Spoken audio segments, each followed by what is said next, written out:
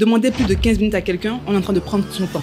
Moins de 15 minutes, c'est une faveur qu'on nous fait. Plus de 15 minutes, c'est du temps avec lequel ils pourraient faire autre chose. En fait, si tu veux, ces gens qui écrivent pour demander quelque chose pensent être dans une démarche de networking. On leur dit, faut oser, faut approcher les gens, l'audace. Et au nom de l'audace, on fait des choses. Et bon, malheureusement, c'est souvent maladroit.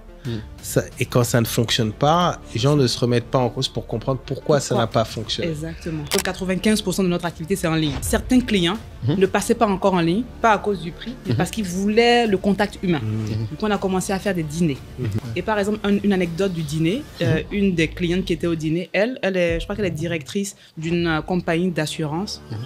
Voilà, en tout cas, elle est niveau exécutif. Au dîner, elle était à la table, je crois, du DG de Total. Après ce dîner, elle a réussi à choper un rendez-vous pour son DG avec le DG de Total. Maintenant, comment tu penses que son DG la regarde dans son entreprise? Comment il la considère dans l'entreprise? Comme quelqu'un qui peut lui ouvrir la porte du DG de Total. Effectivement. Et ça, c'est juste parce qu'elle est venue à ce dîner, ça coûtait 100 000 francs CFA, mais elle a investi 100 000 francs CFA pour venir voir avec qui elle pouvait networker et quelle porte ça pouvait lui ouvrir. Tu vas voir, moi je connais plein de gens qui se plaignent de ça en disant j'ai pas trop d'opportunités, mais qui postent rien de ce qu'ils font. Hop, re-shalom, re-salam, re-salut. Re-salut, là, news, annonce importante. On est très fiers de vous présenter un nouveau partenaire qui vous sponsorise et vous offre cet épisode, qui est Lemfi ou Lemfi. Lemfi pour les anglophones. Et comme on a coutume de le dire, je pense que vous le savez, on est transparent sur nos stats. Vous êtes nombreux à nous écouter partout dans le monde, de la diaspora, mais également du continent. Exactement. Et un des éléments qui caractérise la relation entre les Africains de la diaspora et du continent, c'est cette connexion financière qu'on a du mal parfois à avoir au niveau des transactions. Et aujourd'hui, on est vraiment heureux d'avoir un sponsor qui résout ce problème et d'une manière assez particulière. Exactement. Donc, Lemfi, si vous ne les connaissiez pas encore, c'est une startup qui est fondée en partie en co-own par un Nigérian. Donc, c'est une startup black-owned qui vient de lever 40 millions. Donc, c'est du solide, qui a fait plus d'1 milliard de transactions. Donc, ça ne va pas s'arrêter demain. 1 million d'users actifs par mois. 1 million de personnes qui utilisent leur service. Vous savez que Moulaïem, les chiffres, il doit vous dire, pour ceux qui doutent. Voilà. Donc, vous savez que j'aimerais bien que ce founder nous vienne dans SOA bientôt, mais stay tuned, il arrivera. Mais pour l'instant, aujourd'hui, ils font les transferts sans frais, s'il vous plaît. Très important. Et surtout, ils ont un code promo pour communauté des SOA. Donc, normalement, vous le voyez affiché là, SOA 2025, avec maintenant ce code promo. Alors, si je ne dis pas de bêtises, je vais bien regarder pour ne pas me tromper. Exactement. Vous avez droit, pour chaque fois que vous envoyez 50 €, vous avez des cashbacks de 15 €. De 15 €. Et c'est exclusif, ce n'est pas éternel. Profitez-en maintenant. Je sais que tous, vous avez sûrement déjà votre solution de remittance, peut-être que vous avez utilisé ou pas encore, et vous êtes entre plusieurs partenaires. Essayez-les. Franchement, vous n'allez pas être déçus parce qu'ils ont vraiment réussi à faire quelque chose d'instantané, autant mobile money que compte bancaire, ce que j'ai compris. Ouais, c'est ça aussi qu'il faut, il faut vraiment insister là-dessus. C'est-à-dire, vous avez la possibilité d'envoyer directement sur le compte mobile money. Donc, en termes de simplicité, il n'y a pas à envoyer quelqu'un à aller chercher encore. Aller chercher quelque part. Vous pouvez aussi envoyer, si vous préférez, sur le compte bancaire. Mais tout ça, moi, c'est le sans frais qui m'intéresse. Donc, c'est le moment de tester. C'est ça qui m'intéresse. Comme beaucoup d'entre nous, n'ayons pas honte, n'ayons pas honte. C'est le moment de tester. Donc, vraiment, on est vraiment heureux. Très, très fier d'avoir un sponsor de cette nature. Vous savez qu'ici, on soutient les entrepreneurs, on soutient la diaspora et l'entrepreneuriat sur le continent. Donc, si vous voulez, vous aussi, contribuer à simplifier et améliorer vos relations et vos transferts d'argent, écoutez, Lemfi est votre partenaire.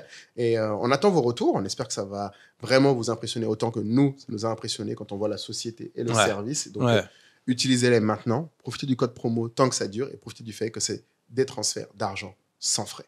On attend vos retours. Allez, c'est parti. Ciao.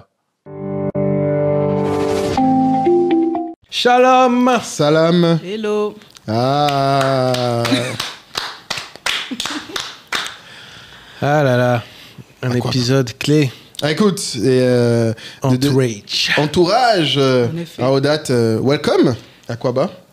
Oui, Aquaba, en effet. Écoute, on est très content de t'avoir dans le podcast, que normalement tu n'es pas à Abidjan. Tu es de passage pour des bonnes nouvelles. Toujours pour une semaine. Ah. Abidjan se consomme à petite dose. Ça veut dire quoi ça?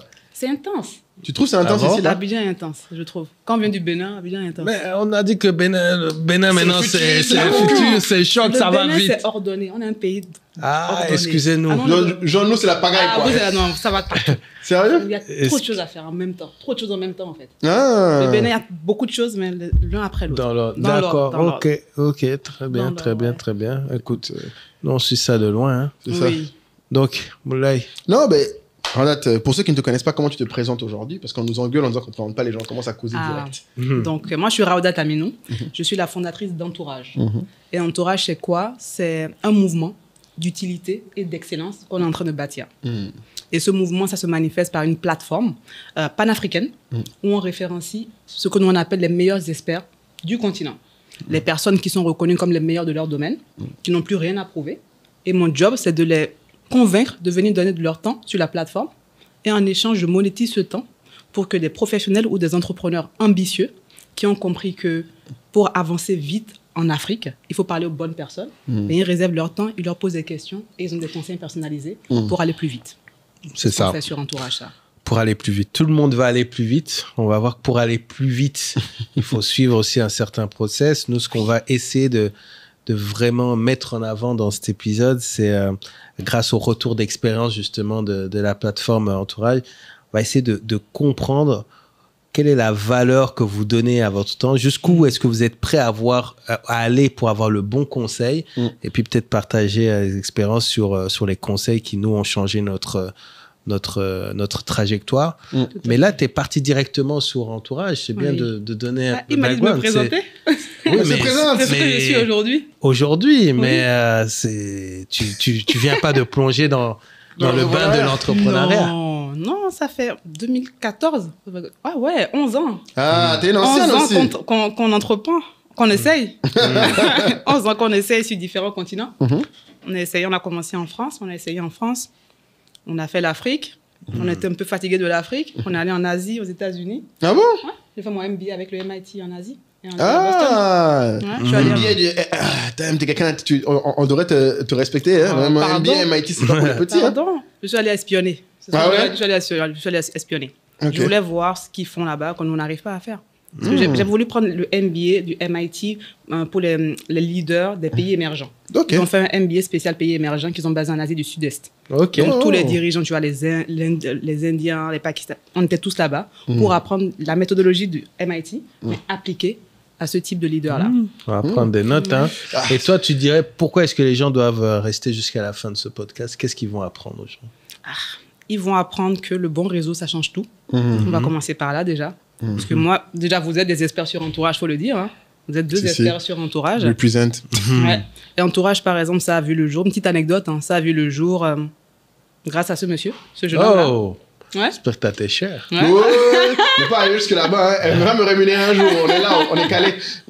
Mais ouais, c'est le réseau qui fait que même Entourage aujourd'hui est là. Donc c'est comment les gens valorisent leur temps, comment est-ce qu'ils peuvent avoir accès à ceux dont d'autres personnes n'auront pas accès au fait, concrètement. Ouais. Donc suivez jusqu'au bout et vous aurez les réponses à cela. Ouais, et surtout le mettre en application parce que c'est bien beau d'écouter 50 podcasts. C'est ça. Je sais que vous faites que ça. Vous nous écoutez, vous écoutez tous les autres podcasts, Afro, Diary of a CEO. On écoute tous plein de podcasts. Ouais. Mais appliquer là, je trouve qu'Entourage a bien aidé à se rendre compte qu'à un moment, il faut passer à l'application. Parce que je me rends compte que même moi, comme je disais, un premier truc qui m'avait marqué, c'est quand j'ai commencé Entourage, c'est que je voyais que, en fait, il y a des gens qui nous écoutent, mais en fait, ils se rendent pas compte que ce qu'on dit s'applique aussi à eux, en fait. Les choses qu'on leur dit de changer, les choses qu'ils doivent faire, t'as l'impression qu'ils écoutent en disant non, mais moi, je suis pas comme ça. C'est ça. Moi, j'ai pas ça. J'ai pas ce problème, mais en fait, Entourage, là, pour une fois, on est là 1 heure, juste sur toi, sur ton cas, spécifiquement. En plus, ils font un bon boulot de nous donner les infos avant. Tu peux même regarder un peu avant le LinkedIn. Moi, j'aime bien regarder le LinkedIn des gens avant. Tu vois, je regarde un peu les gens. Et du coup, t'arrives, t'as 1 heure d'une personne expérimentée. Moi, je les appelle les vétérans, tu vois, les anciens. Qui viennent. Nous, on n'a pas eu ça à l'époque quand on a commencé à entreprendre Kaï. Toi, t'as... Non, et c'est intéressant ce que tu dis tu disais un peu en rigolant, on sait que vous regardez 50 podcasts, mais il faut appliquer, Et moi, je travaille beaucoup là-dessus en ce moment. J'avais un peu aussi cette tendance, comme beaucoup, tu t'arrives, que ça soit dans la douche, que ça soit dans la voiture, tu mets un podcast en fond et tu as l'impression d'emmagasiner du savoir, etc. Et à un moment donné, tu te rends compte que tu n'as rien retenu de tout ça, en fait. Ça devient un divertissement. Wow, ouais. Et nous, on veut surtout pas que ce podcast soit juste... bon, si ça vous divertit, c'est pas mal. Mais que ça soit juste un divertissement. Ça doit être une bibliothèque à outils pour que vous puissiez l'utiliser. Et donc, dans l'entourage, l'idée, je pense que les gens qui en bénéficient le mieux, c'est les personnes qui savent où elles vont. C'est-à-dire que quand tu sais où tu vas, on l'a répété 1000 fois, mais on va encore le répéter aujourd'hui, tu sais le type d'entourage qu'il te faut, tu sais le type de formation que tu fais, et surtout, on parlait des podcasts, tu sais la typologie de podcast que tu vas aller écouter en ce moment. Et tu peux changer après. Et même si vous arrivez sur notre chaîne où vous avez peut-être vu quelques épisodes ou peut-être tous les épisodes, c'est d'arriver sur la chaîne, aller dans l'onglet vidéo et de choisir en fait le thème qui est dans votre actualité, en fait, qui résonne en vous en ce moment. Ça, c'est très important. Moi, par exemple, en ce moment, c'est le sens des priorités. Okay. Donc, je vois parfois je vais voir des podcasts grands titres. J'ai revendu ma boîte 15 millions. Avant, j'aurais cliqué parce que je dis c'est sexy ça. C'est bon ça. Comment il a fait? Je vais apprendre comment il a vendu. Mais c'est pas mon focus. Mon focus, c'est la priorisation. Donc, je vais aller voir les gens qui ont lu The One Thing, qui ont fait un résumé. Je vais aller voir... ou alors, je vais choisir mes podcasts préférés. Je vais taper leur nom. Et à côté, je vais écrire priorisation pour voir s'ils ont déjà traité le sujet. Ouais. Et quand je vais arriver dans une salle pleine d'experts, je vais, au lieu de voir comme sur une vitrine, comme quelqu'un qui fait du lèche-vitrine, ah ouais, il y a tous ces experts, c'est top, etc. Non, je vais penser, OK, quelle est ma priorité du moment? C'est ça. J'ai besoin d'exceller là-dessus, c'est déjà clair. J'ai pas besoin d'être distrait par autre chose. Exactement. Qui fait ça? Telle personne? OK. Je vais aller là-dessus. Et donc, je serais vraiment curieux de savoir quel est le point commun entre les personnes qui, dans l'expérience que tu as, prennent du conseil et qui, après, finissent par véritablement appliquer. Je dirais que d'abord, dans l'entourage, on a deux grandes typologies de prospects, avant même de parler de clients. Ce qui va se passer, c'est quoi? Nos sessions coûtent quand même un certain montant. C'est entre 200 et 300 euros. Donc, c'est rare. Vraiment, c'est très rare. On en a quelques-uns où les gars viennent, ils cliquent, ils payent. Ils ne nous consultent même pas. Ils avancent. Donc, eux, ils savent pour qui ils sont venus. Ils ont réservé, ils font leur session. C'est très rare. La majorité des gens, ils vont venir pour des sessions de diagnostic avec nous, l'équipe entourage, pour nous dire, voilà mon problème actuel. J'hésite entre tel et tel expert. Selon vous, qui peut être l'expert qui peut répondre à cela? Déjà, la démarche est bonne. Intentionnalité. Il y a très peu de gens qui se cherchent, qui viennent sur Entourage. Attends, vous offrez le diagnostic ou c'est... Oui, 15 minutes. Ah, je savais pas. Tous les jours, dans mon agenda, il y a 1 heure. Tous les jours, de 17h à 18h, c'est 1 heure offerte. 1 heure que je mets à disposition. Et c'est 3 sessions de 15 minutes. En général, les gens hésitent entre 2-3 trucs, c'est ça? Oui, 2-3 experts. Ou des fois, ils savent même pas forcément qui c'est, mais ils savent que Entourage a la bonne réponse pour eux. Ah, ça, je savais pas que tu faisais ça. Ok, super intéressant. Et c'est comme ça qu'on peut orienter. Tu sais, au lancement d'Entourage, on avait développé un chatbot AI qu'on avait mis là. Les gens ne veulent pas parler à l'AI. Ils veulent parler à madame. Pour 300 euros, je veux parler à un humain qui me dit exactement c'est qui le bon expert. Exactement. Donc, le chatbot, on l'a fermé au bout de 1 mois. Et du coup, c'est moi qui fais ce travail tous les jours, à parler à 2-3 prospects pour comprendre leurs besoins. Je note tout ça et je vais sur le site avec eux, je partage l'écran, on regarde les profils des experts, on regarde les thématiques, on leur propose qui réserver et ils réservent. Mais le point commun, c'est ça, c'est l'intentionnalité. Ils ont déjà fait le travail de dire j'ai besoin d'aide, j'ai besoin de me faire accompagner. Après, eux tous ne réservent pas derrière. Mais après, c'est notre job de faire du closing, de les relancer. Mais au moins, ils viennent apprêter. Il y a peu de gens qui viennent se chercher sur Entourage, honnêtement. Intentionnalité. Je pense qu'on peut commencer avec cette thématique. C'est déjà pas mal comme premier gros point. Mais juste avant, il faut qu'on parle un peu de toi quand même, Raoudat, parce que je sais que tout à l'heure, tu as dit tu as fait un MBA à MIT, c'est bien. Récemment. Mais je pense... Ah, c'est récemment? Oui, j'ai fait ça en 2022 à 2024. Et dès que j'ai gradué en 2024, je suis rentrée, j'ai lancé Entourage. Et pourquoi? Parce qu'en fait, je pense qu'il faut aussi qu'on regarde sur pourquoi tu as lancé Entourage. Mais avant, parce que les gens ne savent pas comment c'est connu.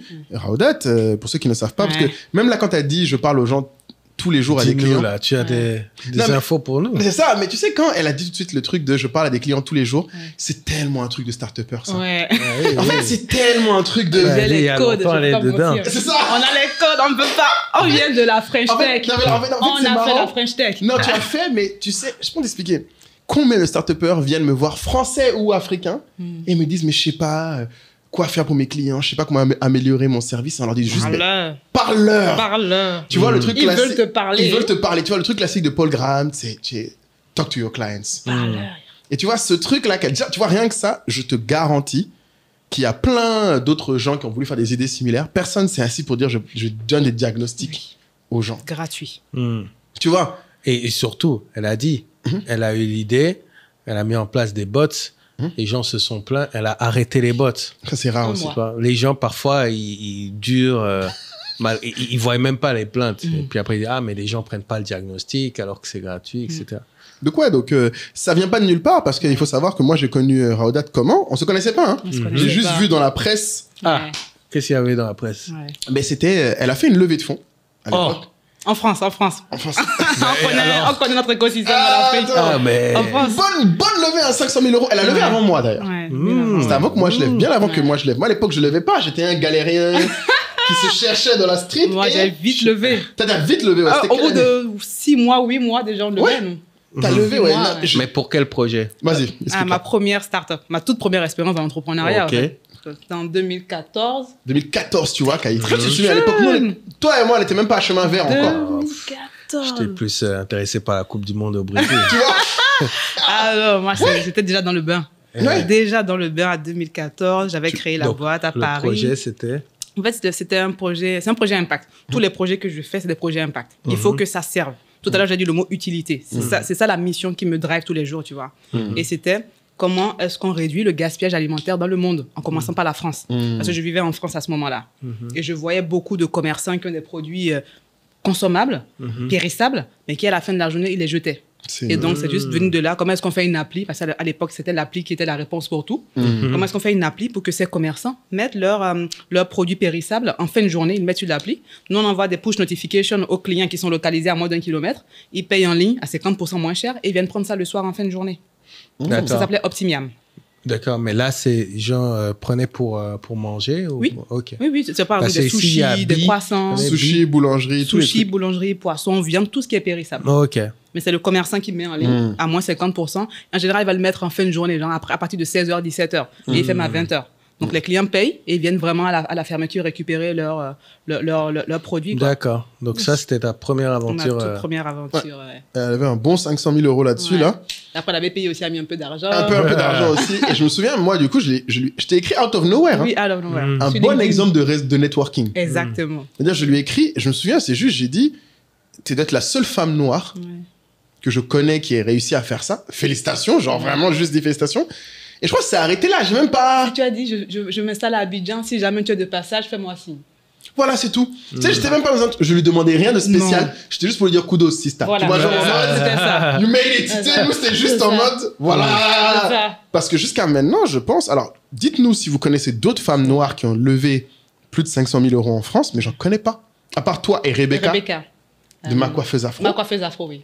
Après, c'est dans le milieu start-up où c'est plus médiatisé. Peut-être qu'il y a d'autres secteurs. Ouais, c'est rare. Dans le monde des start-up, c'est rare. Après, tu as bien sûr les entrepreneuses d'exception comme Kelly Massol qui ont fait X fois ça. Elles, c'est des monstres. C'est pas des êtres humains, c'est des légendes urbaines, tu vois. Mais start-upers, là, qui, tu sais, commencent comme nous, là, qui est dans le terrain. Qui hustle, qui lèvent, tu vois, c'est quand même pas commun, tu vois. Et encore plus une femme. Donc, je sais pas si toi, ça avait été déjà dur. Et je pense que, parce que beaucoup de gens, je fais la transition, viennent te voir aussi, viennent sur entourage, en tout cas moi, viennent me voir pour lever des fonds. Oui. Je sais pas si toi, du coup, déjà, tu peux te donner un petit chips de ton expérience de levée de fonds. Levée de fonds. Ouais, en mode, qu'est-ce que t'en as retenu? Est-ce que, non mais, gars, il faut qu'on serve un peu les gens. Toi, t'en bats les steaks, toi. Non, c'est pas que je m'en bats les steaks. Sur votre histoire levée, là, on a déjà dit. Non, mais, aujourd'hui, c'est plus mon modèle, c'est sûr. On va ajouter un petit twist. En tant que femme, c'est des particularités dans la levée de fonds. Qu'est-ce qui fait peut-être qu'il y en a peut-être, est-ce que toi, t'as une idée pourquoi il y a aussi peu de femmes qui lèvent? Dans quel continent? Déjà. Deux choses différentes. Moi, j'ai levé en France, j'ai pas levé en Afrique. D'accord, en France. Déjà, c'est pas le même game pour moi, tu vois. Moi, j'ai levé en France. J'ai toujours été transparente sur ça. J'ai eu un bon réseau pour lever. Ah, c'est-à-dire je suis un produit de la French Tech. J'ai fait Polytechnique. Polytechnique m'a poussé. J'ai le réseau de l'X. J'ai fait un incubateur HEC. J'avais le réseau qui m'a poussé, permis d'avoir ces investisseurs. Après, mes investisseurs ne sont pas des HEC1. Mais du coup, je fréquentais les bonnes foires, les bons salons, les bonnes conférences. Et c'est dans cette conférence que j'ai rencontré les BA, les business angels, qui ont mis de l'argent à des tickets sur entourage. Ils ont mis 600 000 €. La BPI a aussi mis 200 000 € par la suite. La BPI a mis parce que derrière, tu as la marque X, la marque HEC. Donc, c'est vrai. Une fois de plus, le réseau. Le réseau grande école. Donc, tu as joué les codes. Tu as suivi les codes. Parce que... Par contre, je n'ai pas suivi les codes à bout. Je ne suis pas rentré dans l'entrepreneuriat féminin. Parce qu'il y avait également la voie de te dire tu vas être à la pousse vers ça. En tout cas, il y a ce chemin-là aussi, parce que c'est pas facile pour les femmes de lever de l'argent. Ouais, parce qu'il y a des fonds plus dédiés. Il y a des fonds plus dédiés, des fonds plus d'impact. Il y a même des incubateurs qui accompagnent les femmes. Moi, j'ai fait le choix à l'époque de prendre un incubateur classique, de prendre des BA classiques. Mais voilà, il y aurait pu avoir cet accompagnement personnalisé. Ah ouais. C'est un écosystème très structuré, la France. Et là, tu parles 2014. Aujourd'hui, c'est encore... j'ai levé en 2015, exactement. Aujourd'hui, c'est... Mais du coup, tu vois, même ce choix que tu as fait, on va revenir à ce que tu dis en entourage. Tu as dû payer pour entrer dans ces incubateurs. Les gens sous-estiment. Parce que demain, je vais avoir des femmes qui vont venir me dire, ouais, moi aussi, je veux lever. Je vais leur dire, mais en fait, il y a des codes. Il y a des codes. Désolé, il y a des codes. Les fonds d'investissement, quand on pitchait, OK, Polytechnique, OK, ils cochent la case. Il y a des codes. Disons la vérité. Les grandes écoles, OK, tu as fait une grande école. Pour une grande école, c'est ça, c'est Polytechnique HEC, quoi. Ou bien les ESSEC. Mais du coup, à ce moment-là, tu n'avais pas de traction. J'avais 8 mois, pas trop de traction, mais on faisait déjà des ventes, quelques ventes. D'accord. Mais on n'était pas rentable, on n'était même pas sur la voie de la rentabilité, on n'a même pas encore de modèle économique stable. Mais voilà, on a fait beaucoup de communication, on avait une cause noble, gaspillage alimentaire, on avait des supermarchés, on avait Carrefour par exemple, avec qui on travaillait, donc c'était prometteur. Non, parce que je ne vais pas non plus me là et que les gens pensent que... PowerPoint Non, qu'il faut absolument faire Polytechnique. Non, chacun son histoire. J'ai pas fait X Polytechnique. Oui. Mais ce que je veux dire, c'est qu'il y a quand même une barre qui est aussi plus élevée pour les femmes. Parce que je sais que faire X et Polytechnique, tu as dû apprendre une certaine façon de pitcher. Oui. Une certaine façon de t'exprimer que beaucoup de femmes auxquelles elles ne sont pas exposées. J'ai un de mes meilleurs, pas mentors, mais un petit peu des mentors, un des meilleurs coachs que HEC nous a mis à disposition, c'est un coach de la prise de parole. Il nous a formés à prendre la parole pour le pitch, pour l'investissement. Et ça, c'est une formation pour laquelle je n'ai pas payé parce que j'étais dans l'incubateur HEC. Donc oui, ils nous mettent dans les bonnes conditions pour pouvoir aller séduire. Mais à la fin des fins, si ton idée est nulle, ton idée n'est pas rentable, tu n'auras pas l'argent. Donc il y a quand même, mais du coup, et puis tu as dû taffer parce qu'ils prennent pas tout le monde. C'est pas comme si tout le monde veut rentrer à HEC, c'est pas comme ça. Même si tu as l'argent, ils prennent pas tout le monde. Donc tu as dû quand même te déchirer. Donc non, moi je voulais quand même souligner ça parce que c'est quand même rare qu'on ait... on se prend encore quelques remarques souvent qu'on n'a pas forcément autant de femmes qu'on a d'hommes, malheureusement. Oui, c'est vrai. C'est une réalité, tu vois. C'est une réalité. Je ne sais pas si toi, de ton expérience déjà, à ce niveau en Europe, pour ceux qui nous écoutent sur la diaspora, est-ce que toi, tu as peut-être des conseils à donner aux femmes qui t'écoutent? Parce que je ne voudrais pas qu'on rate l'occasion de t'avoir. Sur la construction de leur réseau. Ouais, construction de leur réseau. Ah, pas la levée de fonds. Ouais, la levée de fonds a été le résultat que tu as eu, mais construction de ton réseau. Parce que ce n'est pas facile, en fait. En tant que femme noire ou femme tout court? Alors, sépare les deux. Dis-nous, attends de nous dire. C'est probablement deux choses différentes. Je rajouterai encore une troisième variable, femme noire dans la tech. Ouf, ouais, c'est encore plus spécial. C'est encore un autre niveau. Je vais commencer d'abord par femme dans la tech. Parce que nous, dans la tech, en tant qu'ingénieur, on est 30% de femmes. L'école d'ingé, oui, c'est vrai, l'école d'ingé, on est 27-30%. Quand on pousse, école de commerce, il y a beaucoup plus de femmes si on veut, mais école d'ingé, c'est 30% de femmes. Donc déjà, comment tu t'imposes dans un projet tech pour mobiliser des ingénieurs, des développeurs, des CTO autour de toi sans te faire écraser. Donc ça, il faut déjà avoir une certaine confiance en soi. Moi, je n'étais pas développeur, je ne voulais pas être développeur. Donc il ne faut pas avoir le complexe. Quand il y a une femme dans la tech, il ne faut pas avoir le complexe de dire je dois maîtriser le code pour me faire entendre. Non. Tu as d'autres moyens de te faire entendre, tu as d'autres leviers pour pouvoir prendre ta place. Donc ça sera le premier point, je dirais. En tant que femme dans la tech, il faut pouvoir sortir du lot, en fait, sans forcément compétir sur les mêmes critères que les hommes. Ça va être... Je pense qu'il faut assumer sa féminité, au fait, même dans la tech. Oui, il faut assumer sa féminité. Il faut dire, si je parle bien, si je représente bien, si j'ai cette capacité à séduire, je vais en jouer pour attirer ce qu'il faut pour que ma boîte réussisse. Le CTO fera son job de développeur. C'est pas mon job à moi. C'est pas une compétition sur le code. Quand on est une femme dans la tech, en tout cas. Mais il faut quand même avoir un petit bon sens, du bon sens pour comprendre ce qu'on fait, ce qu'on développe et pour sortir du lot. Pour moi, ce serait ça le premier conseil pour femmes dans la tech. Maintenant, femme dans l'entrepreneuriat. Pour moi, femme dans l'entrepreneuriat, je trouve que je m'en suis plutôt sortie, mais grâce à mes amis appellent ça mes réassurances. Ok. Réassurance, on revient encore sur ça, grande école. Que tu veuilles ou pas, même, des fois, ils me disent, toi, des fois, franchement, des fois, si tu n'avais pas la marque Polytechnique ou X, là, je ne sais pas. Ils me disent que, franchement, toi, là, honnêtement, heureusement. Ouais, il faut l'avoir. Oui, ils disent heureusement que tu as cette marque parce que sinon quoi, j'ai travaillé pour être là. Mais c'est clair parce que du coup, ce que les gens disent, t'as pas eu Polytechnique cadeau, c'est pas comme si. Ouais. Alors raconte-nous comment t'as eu Polytechnique parce que les gens disent ça. Parce que de ce que j'ai vu, t'as été diplômé d'abord d'une autre école. Oui, exactement. Moi, parce que j'ai fait l'ISEP, Institut supérieur d'électronique de Paris. Ouais. J'ai été diplômée de l'ISEP. J'ai travaillé chez Rothschild. Juste après, ça c'est rare, ça. Travaillé chez Rothschild. Ouais, Asset Management et DRAM. Juste après mon diplôme d'ingénieur, je suis rentrée chez DRAM en tant que business analyst pendant 2 ans. J'ai bossé pendant 2 ans chez eux. Et c'est durant cette expérience que j'étais pas épanouie, quoi. J'avais 21 ans, de 21 à 23 ans. J'étais en front office, en salle de marché, beaucoup de stress, les gérants te crient dessus. Dès qu'il y a parce que les gars, ils font des ordres à des milliards. Dès que ça bug, on t'appelle. J'ai pas aimé l'expérience. Ils étaient super cool, mais quand ils étaient stressés, j'ai pas aimé. Et je me disais, putain, j'ai 23 ans. Non, j'ai même 22 ans. Je mérite. C'est pas la vie que je mérite, quoi. C'est pas la vie pour laquelle je suis là, quoi. Et je ne savais pas ce que je voulais faire. Et j'ai vu que Polytechnique lançait un master entrepreneuriat et innovation. Ok. Je me suis dit, ouais. Pourquoi pas? Je n'ai pas encore d'idée. Pourquoi pas? Allons-y. J'ai candidaté, je leur ai expliqué mon parcours, je leur ai expliqué où j'en étais, que je voulais passer dans l'entrepreneuriat. Et tu as dû mettre de l'argent. C'est un master payant, mais mon profil était très, très intéressant pour eux, donc j'ai eu une bourse. Ah, c'est cool très ça. peu de gens ont de bourse pour ça. Moi, j'ai eu une bourse, j'ai pas eu à payer. Une bourse de où? De la communauté, enfin de la collectivité? Non, c'est l'école même qui m'a fait la bourse. En fait, Polytechnique, pour la petite histoire, à l'époque, c'était en 2013. Okay. Moi, j'ai fait mon master 2013-2014. Ils voulaient un petit peu rentrer dans l'entrepreneuriat. Ils voulaient arrêter de se marketer comme l'école qui forme les dirigeants du CAC 40. Ils voulaient également être l'école qui vont former les prochains entrepreneurs. Donc, ils faisaient super attention à recruter des bons profils d'entrepreneurs pour raconter leur histoire.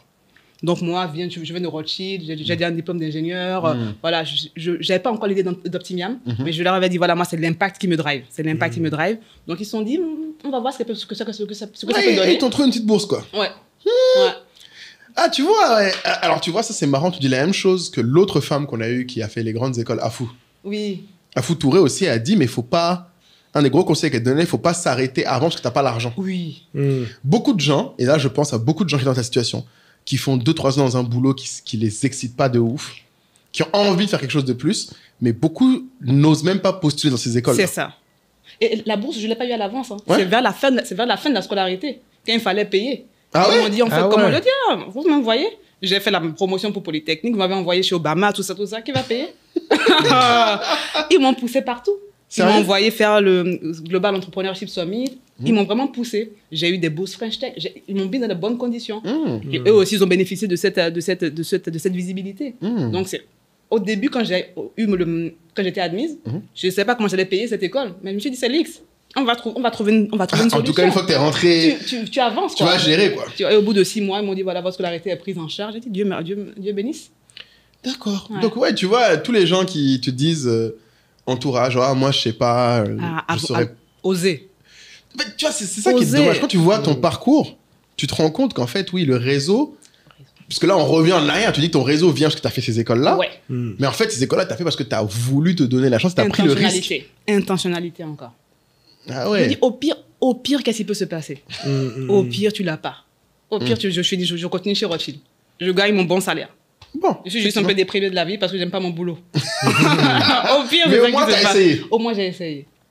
Ah, c'est intéressant. Qu'est-ce que tu en penses là? Toi qui es monsieur networking, est-ce que tu vois ça? Parce que c'est vrai que toi, tu n'as pas fait les grandes écoles, les trucs comme ça, mais du coup, tu vois dans ce truc-là... Je respecte mon école. Oh, tranquille. J'ai pas fait Polytechnique. Moi, je fais Polytechnique à mon ami. Oui, mais tu dis, j'ai pas fait les grandes écoles. Tu n'as pas fait les écoles de... Mais tu as le réseau. Aujourd'hui, tu as le réseau. Aujourd'hui, à HEC à côté de nous, tu veux me minimiser. Mais nous, on va minimiser, mon ami. Attention, HEC, X. Non, mais à un moment, il faut donner le crédit à qui. Non, la question que j'ai envie de te poser, c'est à quel moment... En fait, comment est-ce que tu te définirais, si on parle en termes de network, en fait, qui es-tu? Quelles sont les qualités que tu penses avoir qui te facilite dans ta connexion avec les autres et savoir si c'est quelque chose d'inné ou quelque chose que tu as travaillé de manière intentionnelle. Pour reprendre le mot. Je reviens encore sur l'intentionnalité. Je ne dirais pas que c'est opportuniste, parce que des fois, quand on parle d'intentionnalité, de networking, on pense opportunisme. Mais je pense que la qualité qui fait la différence, en tout cas dans ma manière de networker, c'est la discipline. Je suis quelqu'un d'hyper discipliné. Même en dehors du networking, mais encore plus dans le networking, j'ai des méthodologies dans ce que je fais. J'ai des messages types. J'ai des rappels dans mon téléphone pour relancer quelqu'un. Je suis l'actualité des différentes personnes avec qui je veux me connecter. Tu as mis en place un système. Un système. Et ce système, tu l'as mis en place au fur et à mesure, ou il y a un moment où tu t'es dit, bon, il est temps que je mette en place un système? Non, au fur et à mesure. Au fur et à mesure des rencontres. Et après, je sais bien connecter les choses. Je sais sous quel angle me présenter en fonction de la personne que j'ai en face de moi. Je sais quelle facette de moi montrer pour pouvoir décrocher ce rendez-vous-là. Okay. Mais ça, tu l'as toujours eu ou tu as travaillé dessus? Et à quel moment? Pendant Optimiam ou avant après? Optimiam. Avant, oui. D'accord. Même déjà depuis l'école d'ingénieur. Je pense que déjà, j'ai eu cette facilité. Après, à vous de me le dire, hein, j'ai une facilité relationnelle. Je ne suis pas exubérante toujours là, à toujours être la personne qui parle le plus, mais j'ai le contact facile. Et c'est quelque chose que je remarque qu'il faut exploiter. Une fois de plus, pas dans l'opportunisme, mais l'exploiter de la bonne manière. Et il y a toujours un truc c'est tout bête, mais il faut donner avant de recevoir. On dit ça aux gens, les gens pensent que ça rentre par là, ça sort par là, mais c'est qu'est-ce que tu peux apporter d'abord avant de demander à l'autre, au fait. Qu'est-ce que tu peux apporter? Quand je contacte quelqu'un, c'est pas viens sur Entourage, viens sur la plateforme. Comment tu fais? Un expert, par exemple, ça va être le dernier expert que je suis en train d'approcher. Ça va être, soit il a une conférence, ou il veut aller à une conférence, ou je connais un de mes experts qui est à cette conférence-là. C'est, d'ailleurs, je vois que Stan sera à cette conférence, ce serait bien que tu le rencontres à ce moment-là. Est-ce que tu as envie que je lui en parle? Tu viens avec une accroche. Parce qu'aujourd'hui, tu sais que tu as des choses à revendre, à mettre sur la table. Mais tu offres d'abord quelque chose à quelqu'un avant de lui demander ce que tu attends de lui. Et ça, très peu de gens le font. Donc, c'est l'exemple du message de Moulay, quand il m'a contacté il y a quelques années. Il n'est pas venu me vendre quelque chose. Il n'est pas venu me dire, il faut qu'on se voit. Là, je lui dis, franchement, big up. Il y a très peu de gens qui font ce que tu fais. Ça m'a flatté. Ça flatte l'ego, forcément. Et tu retiens la personne. Quand je suis venu à Abidjan, c'est moi qui lui ai écrit, au fait, tu es à Abidjan, tu es dans quel quartier? On s'est vu à Abidjan après. C'est de là que c'est parti. Le boss du networking, Moulay. Petit niveau, hein. C'était petit niveau. C'est juste que j'étais fan. Moi, c'était même pas. J'avoue, à l'époque, je sais pas si c'est networking, mais c'est vrai que tu as raison sur le côté il y a une certaine sincérité dans quand tu veux soutenir quelqu'un avant d'essayer d'avoir quelque chose. Moi, c'était vraiment juste, j'étais impressionné. J'aurais pu être comme beaucoup de gens à l'époque, parce que j'aurais pu être en mode, aide-moi, prends-moi des investisseurs. Mais c'était pas le but. J'imagine que toi, tu as plein de gens qui ont dû t'écrire pour ça. Sérieux? Ouais, énormément. Comme surtout de la communauté noire. Sérieux? Oui. Plein de gens t'ont écrit pour te demander ça. Mais toi aussi, on t'écrit pour être surpris. Oui. Je sais pas, j'aurais cru que moi, je sais que c'était genre un truc à cause de. En fait, je sais pas comment expliquer. J'avoue, c'est juste. Non, mais en fait, si tu veux, ces gens qui écrivent pour demander quelque chose, des conseils, pensent être dans une démarche de networking. On leur dit, faut oser, faut approcher les gens, l'audace. Et au nom de l'audace, on fait des choses. Et bon, malheureusement, c'est souvent maladroit. Et quand ça ne fonctionne pas, les gens ne se remettent pas en cause pour comprendre pourquoi ça n'a pas fonctionné. Exactement. Sauf que, comme tu l'as dit, le relationnel, c'est pas quelque chose de brut, c'est pas quelque chose de russe. Enfin, l'être humain, il est complexe. Il est complexe. Et on n'est pas deux robots où on dit comment t'as levé. Et puis, enfin, c'est pas ChatGPT, tu vois. C'est ça. Tu vois, dis-moi comment lever des fonds. C'est simple. En étape 1, non, ça se passe pas comme ça avec l'être humain. Et donc, c'est effectivement la chose la plus sous-estimée qu'on n'apprend malheureusement pas à l'école. Et même si on l'apprenait à l'école, je me demande comment est-ce qu'il ferait. C'est ça le problème. Cette discipline, il faut le pratiquer. Si tu as la chance d'avoir grandi peut-être aussi dans un entourage où les parents ou autres faisaient ça, tu vois. Moi, je vois que en fait, je m'en rends compte après, tu vois, mais que, par exemple, ma mère, elle est dans des réflexes relationnel, tu vois, t'as même pas idée. Aujourd'hui, j'anticipe, tu vois, ce qu'elle va dire à quelqu'un, tu vois, elle va appeler, elle va dire Kai à Kinshasa, mais il a tellement de boulot. Elle voit que je suis à côté, assis, etc. Mais elle anticipe déjà que mais Kai vient, il dit pas bonjour, tout ça. Elle va casser le truc avant, tu vois. Ou même quand elle organisait le mariage traditionnel d'Amaury, je voyais comment elle gérait les gens de la famille. Toujours. On rigolait parce qu'on dit mais c'est du théâtre. C'est ça. Non, il faut savoir. Il faut savoir jouer le rôle. Il faut savoir.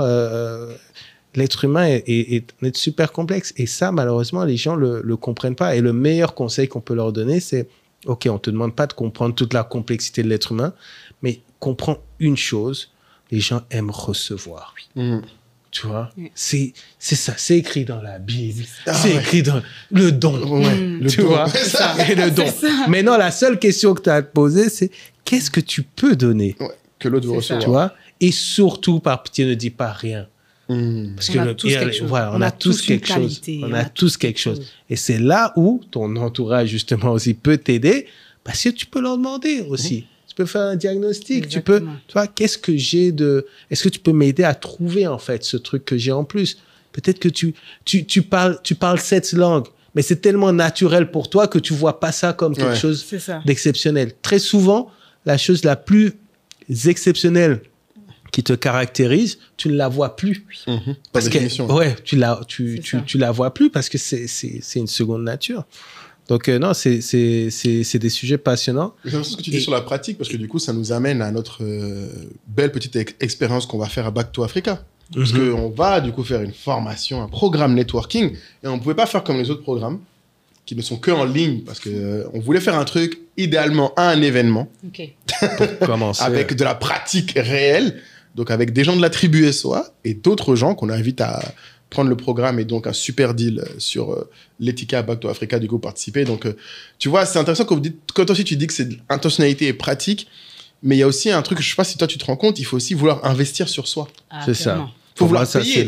Parce qu'à un moment, il faut être prêt à payer. Je sais pas si les gens ont ce truc-là, parce que je suis sûr que le programme, là, il y a plein de gens qui vont aller, ils vont voir le prix, ils vont se dire, c'est cher. Je sais, c'est la rentrée. Ou toi, tu dois aussi recevoir des messages de gens qui te disent c'est cher, entourage. C'est cher. Moi, le pire que je reçois, no offense pour tous mes amis, c'est quand j'ai des amis. C'est même pas des inconnus. Des amis. Tu veux un discount? Non, ça encore. Discount encore on peut donner. Gratuit. Tu peux avoir le numéro de Moulay, les frères. Mon business, c'est de vendre l'or de Moulay. À quel moment tu me soutiens et tu me demandes son numéro parce qu'on est amis? Non. Fais au moins l'effort de dire fais-moi un discount de 15%. Non, le gars veut le numéro de Kai. Alors que j'ai créé une plateforme pour ça. J'avoue. Il y a des gens qui se rendent pas compte de ça, ils font l'impair. Mais le pire, c'est pas ça. Le pire, c'est qu'ils se rendent pas compte que quand tu vas leur donner le numéro de Moulay, le contenu qu'ils auront, s'ils en ont, ne sera pas en fait aussi impactful. Puisque du coup, la concentration n'est pas la même. Et moi, je le dis souvent quand j'ai des amis ou des amis d'amis qui lancent un business, qui ont des questions en termes de communication. Bon, certains ont la bonne démarche et ils disent « peut-être que Totem, etc. » Bon, je sais les prix qu'on pratique. Tu vois, j'ai pas envie. Mais je lui dis « allons manger et puis tu me poses tes questions et je t'aide comme ça. » Tu vois. Donc, tu dois savoir quel est le niveau quel tu peux obtenir tel ou tel. Donc, si tu veux un niveau gratuit, c'est tel format. Si tu veux un format payant, c'est pas la même chose, quoi. C'est ça. C'est exactement ça. Mais ça, bon, je vous laisse débattre là-dessus. Pour moi, faire comprendre cet aspect-là, enfin, on le dit, hein, le temps, c'est de l'argent, etc. Bon courage, quoi. Bon, la nouvelle est tombée, vous avez dû la voir.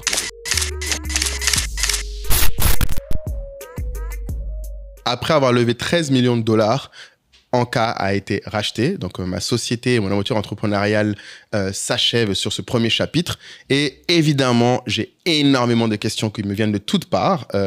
L'une des plus fréquentes étant, vous allez le voir évidemment, c'est de savoir si, après l'avoir répété de milliards fois, j'étais millionnaire sur le papier. Est-ce que maintenant je suis millionnaire pour de vrai? Et comme ce titre de Millipap m'est venu par la tribu SOA, c'est auprès de la tribu SOA auquel je vais répondre à cette question et toutes les questions. Maintenant, vous allez me dire, mais pourquoi faire un événement privé juste pour répondre à ça? Très honnêtement, c'est quelque chose de pas simple et de compliqué, un processus de rachat qui implique énormément de parties, avec évidemment des clauses de confidentialité et surtout des impacts sur le futur, le passé et la réputation de différents acteurs. Et c'est pas des choses que je prends à la légère. Si vous savez à peu près un peu comment on a construit cette boîte sur des décennies, on a essayé de donner la meilleure image possible de l'entrepreneuriat malgré toutes ces difficultés. Et là, quand on arrive à ce chapitre de fin heureuse, parce que c'est un rachat, évidemment, il y a plein de leçons à en tirer pour tout l'écosystème, que les gens soient start-upers ou non, qu'on soit entrepreneur ou non. Donc, j'aimerais partager ces leçons-là, mais évidemment, je peux pas le faire aussi publiquement qu'on le fait dans le podcast, ouvertement sur tous les aspects, parce que c'est beaucoup trop ouvert à interprétation. Là, c'est quelque chose de plus concret, de plus intime qu'on va mettre en place avec la tribu SOA. Et il faut que vous compreniez que c'est toujours sur la tribu SOA qu'on fait ces choses-là et avec eux, parce que c'est l'endroit où les gens ont choisi de montrer leur volonté d'aller plus loin que juste la consommation gratuite du contenu et passer à l'action. Et donc, cette action, ce mastermind qu'on va organiser, il y en a déjà eu des cinquantaines. On en a fait plusieurs toutes les semaines. Et là, on va en continuer à en faire. Donc, si vous rejoignez la tribu SOA pour ce mastermind, c'est très bien. Mais c'est surtout quelque chose que j'espère qu'il serait une occasion pour vous d'aller plus loin dans votre culture business et surtout, au-delà de l'apprentissage de mon petit parcours, de cette histoire, en tirer des outils et des leçons pour votre croissance future et on sera ensemble pour la construire parce qu'il y a le mastermind, il y a les meet-up et c'est l'accès à une communauté de plus de 300 noirs et afrodescendants partout dans le monde, tous ambitieux. Donc, c'est plus que juste un événement qu'aujourd'hui on vous partage ou plus juste que mon expérience qu'on veut partager. J'utilise ce moment-là et ce cadre-là, on va dire, on appelle ça safe space, hein, pour créer un début de quelque chose, en tout cas renforcer ce qui existe déjà, c'est déjà 300 personnes, donc c'est pas rien. Mais j'espère que tous ceux qui ont des questions et surtout tous ceux qui veulent apprendre et avancer vont pouvoir rejoindre la tribu SOA à cette occasion.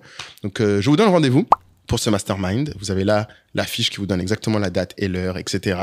Il faudra évidemment partir de la tribu pour avoir le lien. Mais sachez que quand vous rejoignez la tribu, vous avez accès non seulement à ce mastermind maintenant, le replay, et vous aurez accès à tous ceux qu'on a fait avant aussi, et évidemment tout le futur en tant que membre de notre tribu. Donc, rejoignez-nous, faites le pas, passez à l'action.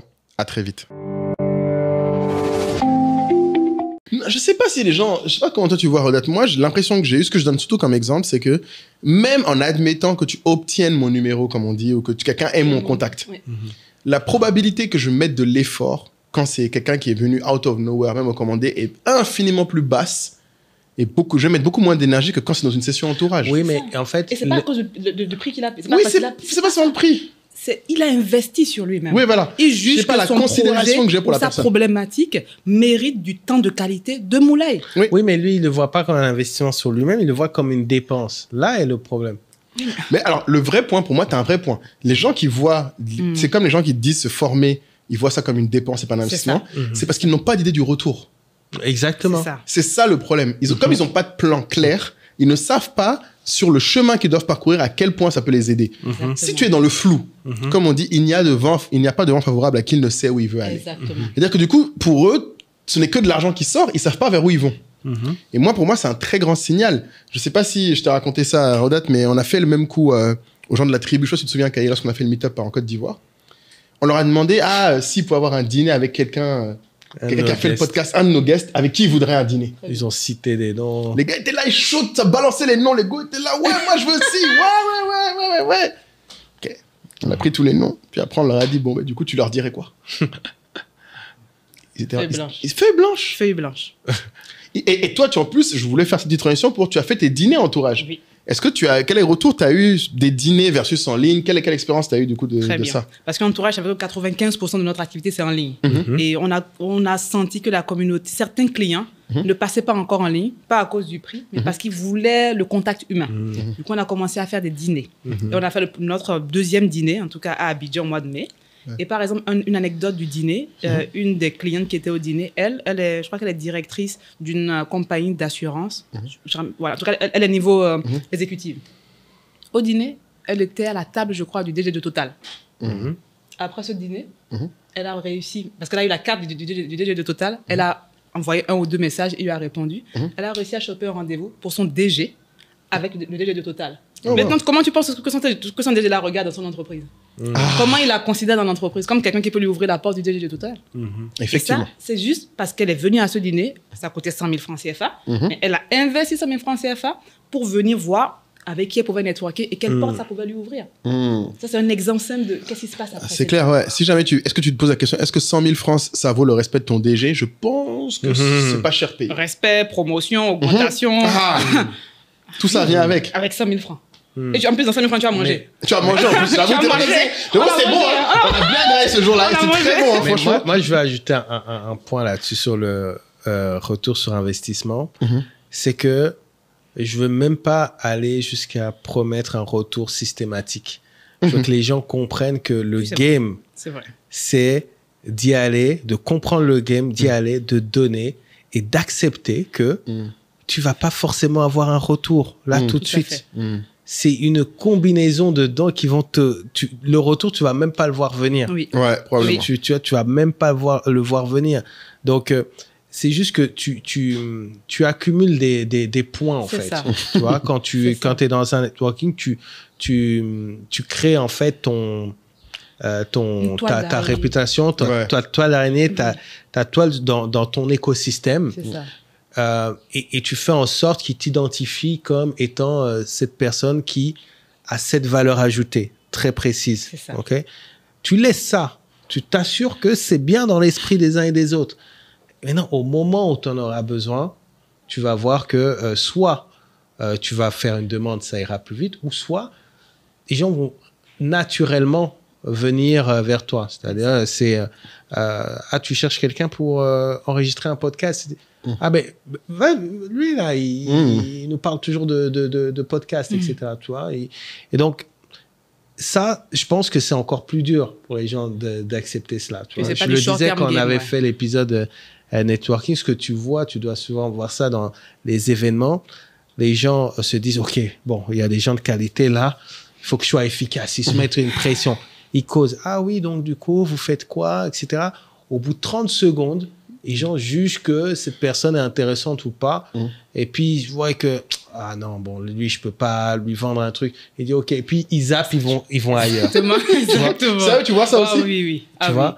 Et moi, ça, je suis la pire dans les événements. Ça, c'est l'erreur. Je suis pas le client des événements. En tout cas, peut-être avec l'âge, c'est pas pour vous, mais je déteste faire les événements maintenant. Tu n'aimes pas. Bon, lui, il adore. À cause de ça. Lui, comme un poisson dans l'eau. Lui, c'est un poisson dans l'eau. Moi, ça me pèse. Non, mais ça dépend pas de tous les événements. Mais il y a des bons événements. Mais mon point, c'est surtout, relationship before transactions. Tu dois comprendre les gens, en fait. Tu dois comprendre les gens. Votre lien n'est peut-être pas professionnel, mais peut-être que vous avez un enfant du même âge, vous supportez la même équipe. Il y a 10 000 trucs. Quand il commence à vous donner les petits tips qu'on donnera lors de la formation, tu vois, il commence à vous lâcher les petits pépites. Après, il va falloir, on va structurer, on va structurer tout ça. C'est une méthode. Il y a des méthodes, au fait. Ouais, il y a des méthodes, ouais. Et ce truc-là de juste essayer de grappiller ce que je peux prendre, ça mène nulle part. Ça se voit, au fait. Personne on le sent venir, on le voit venir, au fait. On le voit venir, ça ne marche pas. Tu auras peut-être un début de réponse là, parce que la personne est professionnelle. Quand tu le recontacteras après, tu es bloqué, quoi. Il va même plus te répondre. Oui. Pourquoi il va te répondre? Enfin, quelle valeur ajoutée il a, en fait? Les gens, tu vois, on disait la dernière fois, les banquiers, ils sont pas là pour nous aider, ou je ne sais quoi. Mais c'est pareil, un contact, il n'est pas, destiné, il n'a pas vocation à t'aider, à moins que tu lui apportes aussi quelque chose. Et ça revient pour lui rapporter quelque chose. Je trouve, je ne sais pas si vous avez vécu ça aussi, mais je trouve que les gens ne font pas de travail sur eux. Ah, intéressant. Pour apporter quelque chose à l'autre, il faut savoir ce que tu as apporté. Soit ils vont être défaitistes en disant « j'ai rien à donner », ou juste, ils sont paresseux. Ils ne veulent pas faire le travail de donner. Ils ne veulent pas aller au bout de l'exercice de dire, je vais proposer quelque chose, je vais te nourrir. Je vais te nourrir pendant une semaine, 2 mois, 3 mois. Exactement. On abandonne trop vite ou on se dit juste, ah, c'est pas grave, j'irai dans un autre inbox. Je testerai dans un autre inbox. Et sur un malentendu, ça peut marcher dans l'autre inbox. Dans les cabinets d'audit, je pense qu'il y a, c'est dans ce secteur-là qu'il y a une notion qui s'appelle free consulting. Donc, free consulting, on sait bien que les cabinets d'audit facturent tout dès qu'une minute, tout est facturé. Oui. Mais par contre, quand tu vas créer le lien avec ton client, le petit truc sur WhatsApp où il va te poser une question, etc., tu vas te faire un plaisir de lui apporter. Bien sûr. Parce que ce free-là, c'est de l'investissement pour créer un lien et dire, OK, ça va au-delà de la transaction perpétuelle. Mais c'est ce qui va aussi faire que quand il aura un appel d'offres, il va te prévenir, tu auras peut-être une semaine d'avance sur l'information par rapport aux autres. C'est ça. Et donc, c'est un jeu de faveur. Il faut accepter, je reviens encore sur ma notion de, non seulement tu acceptes que tu vas pas avoir un ROI tout de suite, mais tu dois accepter que tu ne sais pas forcément ce que tu vas obtenir d'un contact. À terme. Tu vois, tu sais pas. C'est pour ça que je faisais mes classifications. Vous savez tout ça. Ouais. Alors, elle est pas au courant, Odette. T'as pas vu cet épisode? Non. L'épisode Entrepreneur Networking qu'on a fait, on a découvert que Kay, c'est un psychopathe. Quand ils voient des gens, tu fais des classifications sur eux? Non. Ah, moi, Bon, c'est un peu ça. Oui, tout à fait. Vas-y, explique Kay, ce que tu fais avant que je donne la version réelle de sa psychopathie. Non, en fait, j'ai expliqué que avant, quand j'enregistrais les gens dans mon répertoire, je mettais ton prénom. Après, j'ai commencé à faire prénom plus ville. Et je me trouvais malin parce que... Ouais. Mais après, je me suis rendu compte que quand tu vas à Dakar ou quand tu vas à Douala, peu importe, tu n'as pas besoin de contacter tous les gens de Dakar ou de Douala. En fait, ça ne faisait pas de sens, ce classement-là, cette classification-là. Donc, la meilleure classification, c'est d'identifier par compétence, pas secteur. C'est plus par compétence. Donc, c'est par exemple juridique. Donc, c'est des gens qui ont des compétences avérées dans le juridique. Parce que, en fait, très souvent, ces compétences-là, quand on a besoin, tu es tellement en panique que tu oublies que tu connais des gens.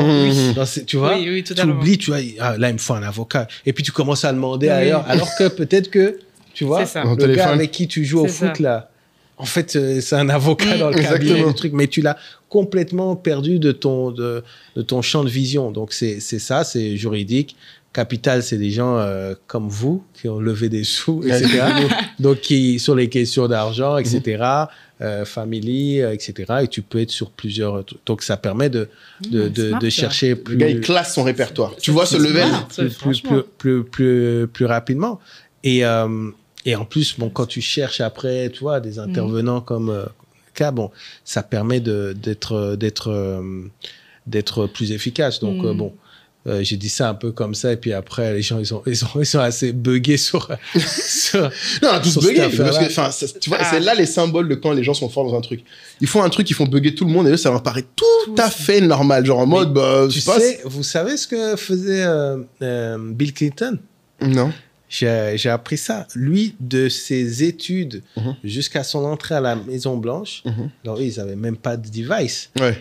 Chaque fois qu'il rentrait le soir, il notait les noms des gens. Il notait toutes les personnes qu'il avait rencontrées. Ouais, Kennedy aussi de ça. Et une information sur cette personne. Oui. Personne a un chien, vient de divorcer, et il a accumulé en fait toute cette information-là pendant... des décennies. Ouais, pendant des décennies. Et tu te rends compte que, en fait, ça fait sens, et surtout, ça donne, je trouve, ça donne de la valeur à tes journées, à tes événements, parce que même si, je sais pas, t'as pas signé un deal, etc., mais non seulement tu as rencontré quelqu'un, tu as appris sur lui. Voilà, et tu as appris sur lui, et tu le jettes pas à la poubelle, en fait. Oui. Tu vois, ce qu'il t'a partagé, tu le gardes. Ouais. Tu vois, finalement, c'est aussi une marque de respect, quoi. Je trouve, c'est très beau, ça. Ah, tu vois, ça, c'est le haut niveau. Moi, j'appelle les hauts niveaux, le haut niveau du networking pour agents. Donc, même si vous voulez pas arriver à ce niveau-là, il y a quand même des niveaux en dessous. Oui. On peut vous aider déjà. Mais c'est intéressant parce que, tu sais, il y a une question que moi, je me pose toujours, qui me fait rire sur... toi, ton entourage, tu as dû le vouloir. C'est la facilité que les gens ont à demander le numéro de téléphone. ou le contact. Ouais. Ça, c'est pas plus en Afrique, ça. Non, franchement, même en France, ils font ça. Hein. Ils demandent les numéros des gens facilement, bêtement. Ils t'ont dit bonjour, 3 phrases, et puis après, ils te disent, est-ce que je peux avoir votre numéro? En Afrique, plus quand même. Moi, je sens ça plus en Afrique. Sérieux? Ouais.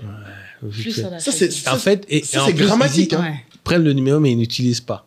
Non, moi, c'est même pas ça. C'est déjà, moi, maintenant, j'ai compris que c'est parce que les gens ne disent pas assez non. Donc, moi, je dis non. Et puis, je leur dis, et puis, tu sais, vraiment, quand je leur dis non, en fait, je les ai giflés. Je dis non, et puis, ils me disent, il y a des gens qui me disent, tu vois, il y a beaucoup de gens, mais vraiment, dites non une fois. Les gens vont être choqués. On dirait, t'as pas le droit de dire non, je vais pas donner mon numéro. Et après, je leur dis, mais pourquoi faire?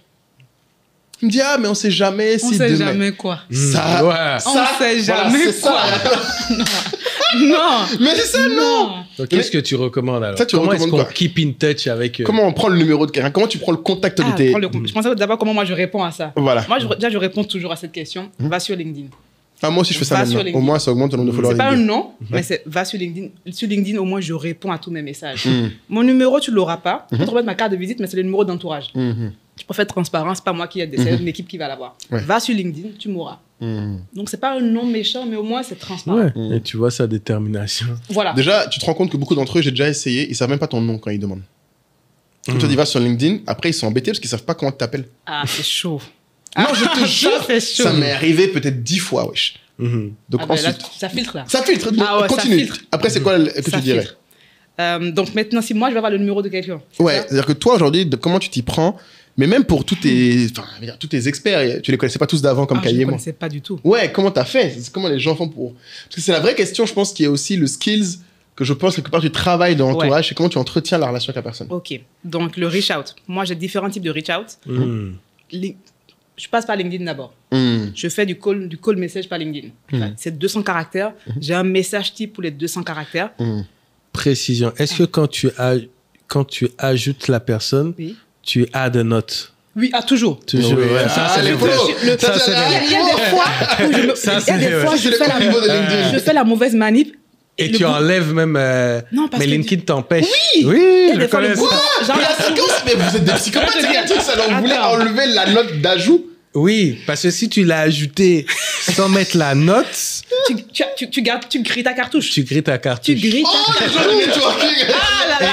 Et LinkedIn t'empêche d'annuler... 3 semaines. Ouais, il te dit tu dois attendre 3 semaines. J'ai jamais su ça. Je sens que vous êtes dans le networking. Non, vous êtes deep dans LinkedIn. On sent les vrais networkers. Ça m'est arrivé 3 fois dans ma vie. Sérieux? Je voulais ajouter une note et ma souris a bugué sur 100 notes.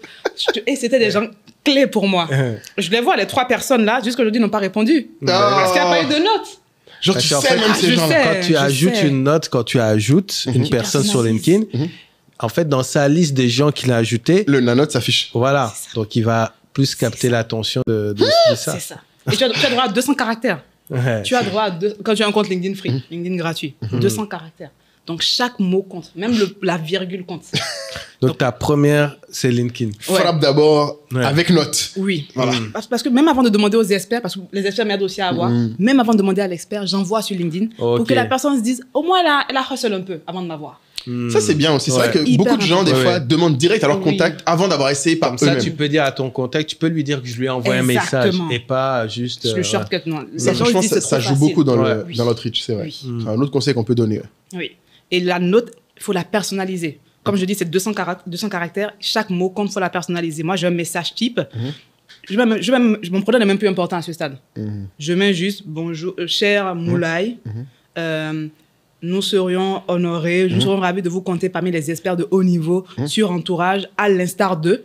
En fonction de ses compétences en secteur, je glisse trois beaux noms, quoi. Les noms qui vont avec. Name dropping, voilà, efficace. Voilà. Merci. Avant, je me tais, est-ce qu'on peut parler pendant 15 minutes? J'ai vu qu'il n'y a pas de caractère pour ça. Donc, je retire ça, c'est merci. Et comme ça, il a l'URL du site, il a les 3 noms de ses amis. Même si ce n'est pas des amis, c'est des gens qu'il connaît forcément. Et maintenant, il répond ou pas, j'attends une petite semaine. Il répond pas, là je vais voir les experts. Ah, est-ce que tu connais ce gars? Je sais que tu le connais. Est-ce que tu peux le rajouter? J'aimerais bien l'avoir potentiellement comme expert. Donc l'expert fait la mise en relation derrière. Et ça appuie derrière. Et pareil, quand il fait la mise en relation, on passe directement par WhatsApp. Il n'y a pas par email. WhatsApp, c'est un très bon canal pour échanger une fois que tu as le numéro. Donc c'est comme ça que j'ai les numéros. C'est jamais dans les conférences ou quoi que ce soit. Toujours à travers des intros ou par LinkedIn. Ok. On parle par WhatsApp, je me présente. Là, j'essaie d'avoir directement un call. Et pareil, les calls, jamais plus de 15 minutes. Ah ouais. Je suis désolée, les gens on n'est pas amis, au fait. On ne se connaît pas. On n'est pas amis. Demander plus de 15 minutes à quelqu'un, on est en train de prendre son temps. Moins de 15 minutes, c'est une faveur qu'on nous fait. Plus de 15 minutes, c'est du temps avec lequel il pourrait faire autre chose. Donc, il y a ce temps stratégique, c'est 15 minutes. Quand tu demandes ça à quelqu'un, ça marche toujours. Tu dis, OK, on le fait quand tu veux. Durant le call, voilà, tu te présentes. Moi, ce qui marche dans mon cas, le parcours. Oui. Parce que comme je parle à des experts de haut niveau, ils veulent être sûrs que, bon, ils vont s'associer à une marque, ils vont s'associer à des gens sérieux. Donc, je joue sur mes codes. Grande école, MIT, je veux de rentrer, j'ai lancé cette plateforme, il y a telle personne dessus qui nous font confiance. Voilà comment on travaille. Et là, en général, 9 experts sur 10, ils avancent avec nous. Et là, très important, quand tu dis sur mes codes, en fait, ce que je veux que les gens comprennent, c'est que tu joues en fait sur leurs codes. Oui, mais avec tes atouts. Voilà, avec tes atouts. C'est-à-dire que tu sais ce qui leur parle. Oui. Tu vois, c'est très important de connaître en fait la personne que tu as approchée pour en fait utiliser maintenant dans la manière dont tu vas te présenter quelque chose. La facette. Voilà. Quelle facette de toi tu mets en avant? Tu ne peux pas avoir la même facette pour tout le monde. Clairement pas. Il y a des experts, je sais que c'est le fait que je sois une femme entrepreneur qui les intéresse. Les écoles, ils s'en foutent. C'est femme entrepreneur. Et il y en a d'autres, c'est elle a fait Ivy League, ça les intéresse. Il y en a d'autres, ils ne veulent même pas entendre parler de la France, c'est que le côté anglophone. En fonction de qui tu es en face. Oui, donc tu vas un peu lire ce qu'ils ont écrit, comment ils s'expriment. Ah oui, tu fais tes devoirs de maison un petit peu. Ah, ça c'est la recherche. Tu n'en as pas parlé avant, mais beaucoup de gens ne font pas de recherche. Non, mais allons sur ça. Moi, je pense que c'est très, très important. Avant même d'aller sur LinkedIn, de research. Moi, tu fais de la recherche. Parce que sinon, si on commence par LinkedIn, les gens vont directement aller écrire leur message à la con. Non, il faut parler des heures de... Il faut faire beaucoup de recherches. Moi, je ne vais pas vous mentir. Aujourd'hui, j'ai la chance d'avoir une équipe pour ça. Je donne des noms. J'ai mon collaborateur Donat à qui je fais un gros shout-out. Donat, trop précieux, il me fait des fiches. Il va faire des recherches sur plusieurs sites et va me faire un one-pager. Un one-pager sur voilà ce qu'il pense du profil. Et maintenant, il s'amuse même, il me donne son avis. Il m'a dit, OK pour entourage, pas de notre niveau, très bon niveau. Il met son petit opinion à la fin de truc, quoi. Donc, ça m'influence un peu. C'est bien. Ça m'influence pour accélérer si je lis la fiche ou pas. Ouais. Honnêtement, je vois que c'est ça de l'impact. Mais j'aime toujours un one-pager que je traite. Je lis chaque semaine, c'est en moyenne 5 à 10 fiches qu'il fait. Pour qu'on sache avec qui on va aller parler. Et on fait des recherches. Donc moi, j'ai la chance d'avoir quelqu'un qui le fait, mais sinon, vous-même faites des recherches. Bien sûr. Il y a trop de sites internet sur eux. Qu'est-ce que je dois me poser comme question quand je fais ces recherches? Qu'est-ce que je cherche concrètement? Après, ça dépend de chaque personne. Dans ton one-pager, toi, tu lui demandes quoi à Donald? Quels sont les impondérables? Moi, c'est lié à entourage. Donc, qu'est-ce qu'on va regarder? Est-ce qu'il a eu des réalisations? Est-ce qu'il a déjà 20 ans d'expérience? On a une barre sur 20 ans d'expérience. Quand il n'a pas 20 ans d'expérience, donc il est plus jeune, est-ce qu'il a des réalisations qui compensent le nombre d'années d'expérience qu'il n'a pas? Est-ce qu'il a fait des levées de fonds? Est-ce qu'il gère une boîte de plus de 50 employés à 20 ans? Des réalisations qui peuvent compenser le nombre d'années d'expérience. Est-ce qu'il a fait des parutions récemment? Est-ce qu'il est passé dans des conférences en tant que panéliste récemment? Est-ce qu'on le voit souvent? Est-ce qu'il a beaucoup de follow sur LinkedIn? Voilà. Est-ce qu'il est un peu connu? On est dans une guerre d'image, nous, d'entourage. Il faut avoir une communauté derrière. Ça va être essentiellement ce genre de critères. Aussi, est-ce qu'il a un bon background en termes éducatifs, scolaires, clients? Est-ce qu'il peut nous aider à aller plus loin d'entourage? Est-ce qu'il a un réseau d'experts qui peut nous permettre d'avoir derrière? Ce genre de critères-là. D'accord. OK. Ça, c'est super important, effectivement, que les gens sachent structurer leur recherche. Je dis structurer parce que quand on en fait beaucoup, peut-être qu'on n'a pas la structure, on le fait de manière un peu instantanée. Par exemple, moi, quand je vais rechercher un speaker pour Adicom, je n'ai pas forcément un tableau de critères. De critères, mais je sais que je vais avoir des réflexes sur ce que je vais rechercher. Donc, son SEO, son LinkedIn. Après, si je recherche un client, par contre, je vais être très attentif au dernier post sur LinkedIn. Tu guettes un peu sur l'actu. Parce que ça permet de voir un peu c'est quoi c'est quoi son actualité, effectivement, qu'est-ce qu'il a en tête en ce moment. Donc, on revient toujours à la qualité des questions. C'est OK, avant de le contacter, qu'est-ce que je veux savoir sur cette personne? Exactement. Ouais. En fait, c'est pas... les gens pensent qu'on rentre dans une discussion. C'est pas une discussion, en fait, les 15 minutes. C'est une séduction. C'est 15 minutes de séduction. Attention, quand je dis séduction, on ne fait pas dans des trucs genre on veut séduire, machin. Non, on est en train de convaincre. C'est 15 minutes pour convaincre quelqu'un qui n'a pas besoin de toi sur le papier, qui ne te connaît pas, de venir soit travailler avec toi ou de te faire confiance pour que vous avanciez ensemble. Et juste insister sur le 15 minutes, parce que c'est important que tu dises un chiffre, parce que certains confondent et vont te dire, mais je lui ai demandé un petit call. Tu vois? Donc, c'est imprécis, mais pour certains, ils se disent, j'ai dit un petit call, donc, sous-entendu, pas trop de temps. Non, il faut dire les 15 minutes. Oui. Les gens concrets, ils ont besoin en fait, de mesures. Quand tu dis un call, un échange et tout ça, ça veut rien dire. Non, c'est sûr. Ça veut rien dire. Surtout pour moi, il y a un truc important qu'il faut ajouter, c'est idéalement leur dire de quoi tu vas parler. Oui. Parce qu'en fait, les gens, souvent, un truc que j'ai remarqué, ils veulent juste échanger. Mais non. En fait, échanger, ça suppose que j'ai envie de mettre de l'énergie à te dire des trucs. J'ai rien à te dire. Mais surtout, je te connais pas, j'ai déjà des trucs à faire, j'ai pas envie de te parler. Alors que ce que je dis souvent aux gens, c'est dis, je veux vous parler de ça. Idéalement, moi, j'ai 2 filtres quand je dis des messages aux gens pour voir si la qualité, si tu veux que ça close bien. C'est 1, il faut que dans les 5 premiers mots, il y ait des mots qui attirent son attention. Que tu sais que lui, c'est. L'idéal, c'est des mots que lui-même utilise. Ou des choses qu'il a fait, comme tu dis, ses amis, ses associés, sa boîte, son école, ses convictions. Mais quelque chose que lui-même utilise. Et ensuite, quand tu dis l'objectif du call, il faut essayer d'écrire l'objectif en disant, en tant que la personne, vous voudriez, vous avez envie de give back, venez sur Entourage, vous voulez partager, on va vous aider à le faire. Mais les gens ont tendance souvent, ça me fait rire, la plupart des messages que les gens écrivent pour... Voilà. C'est je, il faut que j'ai besoin de nanana. C'est vrai. Et ça, c'est no-go. C'est vrai. Moi, mes équipes même de sales, je leur avais dit, le mail doit avoir plus de vous que de je. Il doit avoir que des vous. C'est un très bon tu écris pour la personne, c'est pas pour toi, en fait. Et c'est déjà parce que si tu as du mal à écrire, c'est que t'es pas clair sur ce que tu apportes à la personne. Et c'est un bon test. C'est comme tu dis, si tu t'arrives pas à dire quel est l'intérêt pour la personne de te donner les 15 minutes, ne le fais pas. Réfléchis.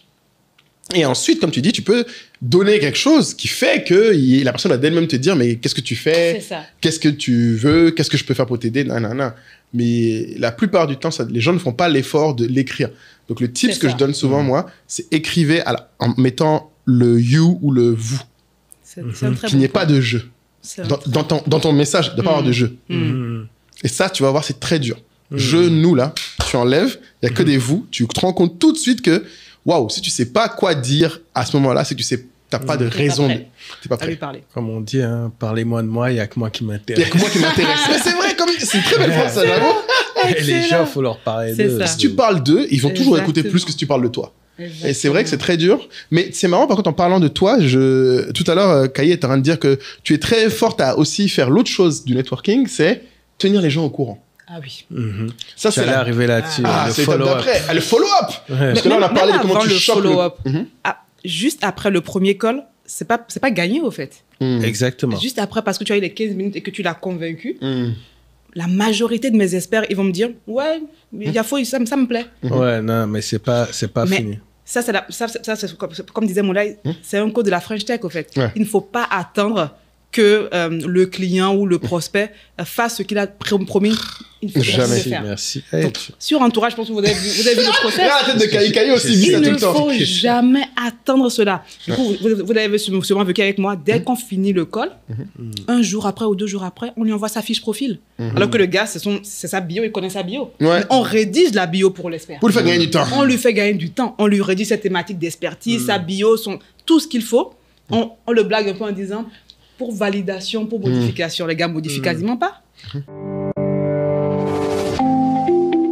Hop, petite pause, surtout à toi qui te demande systématiquement, mais quelle est donc cette tribu SOA à laquelle on fait systématiquement référence? La tribu SOA, c'est la communauté d'Entrepreneur State of Africa, la meilleure communauté du monde mondial. Une communauté dans laquelle vous êtes déjà 300 300 membres à se retrouver au quotidien avec Moula et moi à échanger. Alors, ce n'est plus sur Telegram, c'est maintenant sur la plateforme Skool. Et sur cette plateforme, c'est génial parce que c'est comme si on avait notre réseau social SOA dans lequel on peut débriefer des épisodes, on peut débriefer d'un projet business que vous avez, on peut rebondir sur des éléments d'actualité. On fait également chaque mercredi soir les masterminds avec des experts de la tribu qui prennent la parole. C'est vraiment un lieu, un espace d'émulation à laquelle on veut que vous participez. 200 € pour l'année, 120 000 francs CFA. Franchement, c'est un bon deal. C'est un bon deal. Et surtout, ce n'est pas qu'une plateforme. Nous avons également des événements, des meet-up à Abidjan, à Dakar, à Douala, à Washington. Les membres se retrouvent même à Londres. Et dans ces événements, vous serez très souvent surpris par la présence de guests que vous avez vus dans le podcast. Donc, c'est tout ça qu'on met en place parce que vous savez à quel point le pilier entourage est important pour nous. Il est important d'avoir un bel entourage. Il est important d'être conscient de son ambition. Il est important d'être conscient de son entourage. Et on veut vraiment que vous nous rejoigniez si vous êtes ambitieux parce que cette aventure, on l'a commencé avec vous et on veut l'emmener le plus loin possible avec vous. Donc, à très vite dans la communauté et je vous laisse suivre l'épisode. Tu dis ça devant tout le monde. Mais ils savent. Oh non, ils ont tous ambiancé. Non, on aime tous, frère. Toi, tu sais que ça te fait du bien. Mais c'est ça. En fait, c'est ce que je disais à Moulay tout à l'heure. Quand tu crées ce que moi j'appelle un momentum, c'est-à-dire que tu as son attention. Oui. Tu l'as pendant... là, tu l'as eu 15 minutes, mais en gros, tu es encore dans son esprit 24 heures. 24-48 max. Tu as tous ces 7 fenêtres-là où tu dois arriver. Mais le truc de... OK, merci beaucoup, donc je vous reviens. Et puis après, tu reviens 3 semaines. On dit, on avait discuté il y a 3 semaines. Mais en fait, vous parlez de mes étiquettes. Mais lui, il t'a peut-être pas noté. Mais mentalement, même pas enregistré. Non, mais c'est-à-dire, mentalement, le fait que tu reviennes 3 semaines après, c'est que c'est pas sérieux. Il t'a mis déjà dans une étiquette. T'es pas sérieux. Tu vois, où il a déjà plein de monde. C'est clair. Tu vois, c'est la population. Voilà. La population. Moi, c'est ça. Moi, dans ma tête, c'est ça. L'étiquette populace. Quand tu dis je vais faire un truc et que tu le fais plus de 48 heures après. En fait, quand tu contactes... Répétez-le tellement ce truc. Ouais. Quand tu dis tu veux faire quelque chose et tu le fais plus de 48 heures après. Moi, je suis désolée, je suis dure avec les Africains sur ça. Ouais. La culture du compte-rendu. La culture de délivrer vite. Les gens ont tendance à dire j'ai le temps. Les gars, honnêtement, on est... Je vais être gentil même en disant qu'on est average, qu'on est moyen en Afrique. On n'est même pas moyen. Après, ça dépend avec qui chacun se compare. Mais on n'est même pas moyen. Tu peux dire médiocre, hein, c'est mon terme favori. Ça, c'est un peu dur. Voilà, tu vois ça ton problème. Va jusqu'au bout, là. Allez, va jusqu'au bout, là. Moi, je vais dire, on est à peine moyen. Parce que je suis au Bénin, on est un peu excellent, nous. Oh, d'accord. Non, blaguez pas. Heureusement que vous êtes là pour relever la moyenne. Franchement, oubliez la caméra, dites la vérité. Est-ce que vos meilleurs collaborateurs ne sont pas béninois? Ah là, ça a commencé. Voilà les histoires. C'est l'anniversaire de tout, donc je vais dire... Dis-moi la vérité. Notre management, c'est différent. On peut dire ce qu'on veut. On fonctionne au bâton. Mais on bosse. Vous voulez dire que les Ivoiriens dorment, quoi? Même pas Ivoiriens. Beaucoup de pays. Non, beaucoup de pays. Ça, c'est le nationalisme a fini par sortir. Allez, la propagande. Mais du coup, t'as raison qu'il faut, sur le suivi, là où les gens ne suivent pas. Les gens vont pas au bout. Ils vont pas au bout des choses. On dit qu'on va faire un truc qu'on ne fait pas. Or, aujourd'hui, moi, je pars du principe que les gens qui réussissent dans le monde, c'est les personnes qui sont, en anglais, on dit let me take care of. Let me take care of, ouais. Yeah. Let me take care of. Laisse-moi te rendre ce service, laisse-moi te faire cette chose. Il y a très peu de gens qui vont venir te dire, tu as un problème, je m'en occupe pour toi. Ouais, et qui vont vraiment s'en occuper pour toi. Et cette vélocité, cette intensité que tu mets, on se plaignait en fait du niveau moyen, mais finalement, chacune des personnes qui écoutent ce podcast peut tirer parti, avantage de ce niveau moyen, parce qu'en fait, en faisant un peu plus d'efforts, tu te distingues. Tu vois, c'est-à-dire que tu finis un call, et puis tu finis le call à 9h15, et à midi, la personne reçoit le truc. Et le lendemain midi, juste confirmer que vous avez reçu. En fait, c'est tout bête. Ouais. Mais Mais en fait, tu rentres dans une autre classe dans l'esprit du... Oui. Et moi, en fait, ma difficulté quand j'explique ces éléments-là, c'est que les gens sont obligés de te croire sur parole, de un, puis après tester. En fait, ils ne peuvent pas y croire. Ils ne voient pas la différence entre envoyer un follow-up dans les 24 heures et envoyer un follow-up 4 jours après. Moi, je me bats souvent avec les équipes. C'est mieux maintenant, mais j'avais un truc qui me surprenait à chaque fois. Dès qu'on était mercredi ou jeudi et que je disais, il faudrait qu'on fasse ça, etc., ils disent, OK, je me note ça pour lundi. On est mercredi. Mais je comprends pas. Mais, tu vois, même là, on est jeudi ou on est vendredi matin. Pourquoi lundi? Tu vois, c'est comme... Genre le week-end est déjà là, quoi. Non, mais le week-end, c'est le truc de... On cherche... je sais pas si psychologiquement, il y a un terme pour ça, mais c'est comme quand, je sais pas, t'es le 24 du mois, ils vont dire... Ouais, à partir du début du mois prochain. Mais non, il y a encore 6 jours. Il faut faire quelque chose. Il y a encore 6 jours, tu vois, pour faire quelque chose. Il y a du temps. C'est juste qu'on l'exploite pas et on gaspille, en fait. On gaspille ce temps. Et je suis sûr que ces follow-up, en fait, avant même de l'avoir, ils sont déjà prêts, en fait. Ils sont toujours prêts. C'est sûr. C'est pas quand tu finis que tu vas dire, bon, maintenant, il faut que je prépare. Mais non. C'est fait avant, c'est une séquence en fait. Exactement. C'est une séquence. Et quand ta séquence est bloquée quelque part, tu essaies de la relancer, débloquer, mais la suite de ta séquence, elle n'est pas laissée au hasard. Oui, voilà, c'est un script. Et c'est pour ça que tu vois, je m'intéresse beaucoup à ce que fait Hormozy. Oui. Hormozy, parce que je me dis que... en fait, eux, ils le font à un niveau tellement... c'est fascinant parce que ils automatisent toutes les étapes de leur process de manière digitale. Et nous, on le fait encore beaucoup de manière artisanale. Mais c'est beau aussi de le faire de manière artisanale. Oui, mais en fait, je pense que ça dépend des étapes. Okay. Moi, j'aime beaucoup la première étape, celle qu'on vient de décrire là. Mais derrière, je pense que ce soit l'envoi de la fiche, et s'il n'a pas répondu, demande de suivi, etc.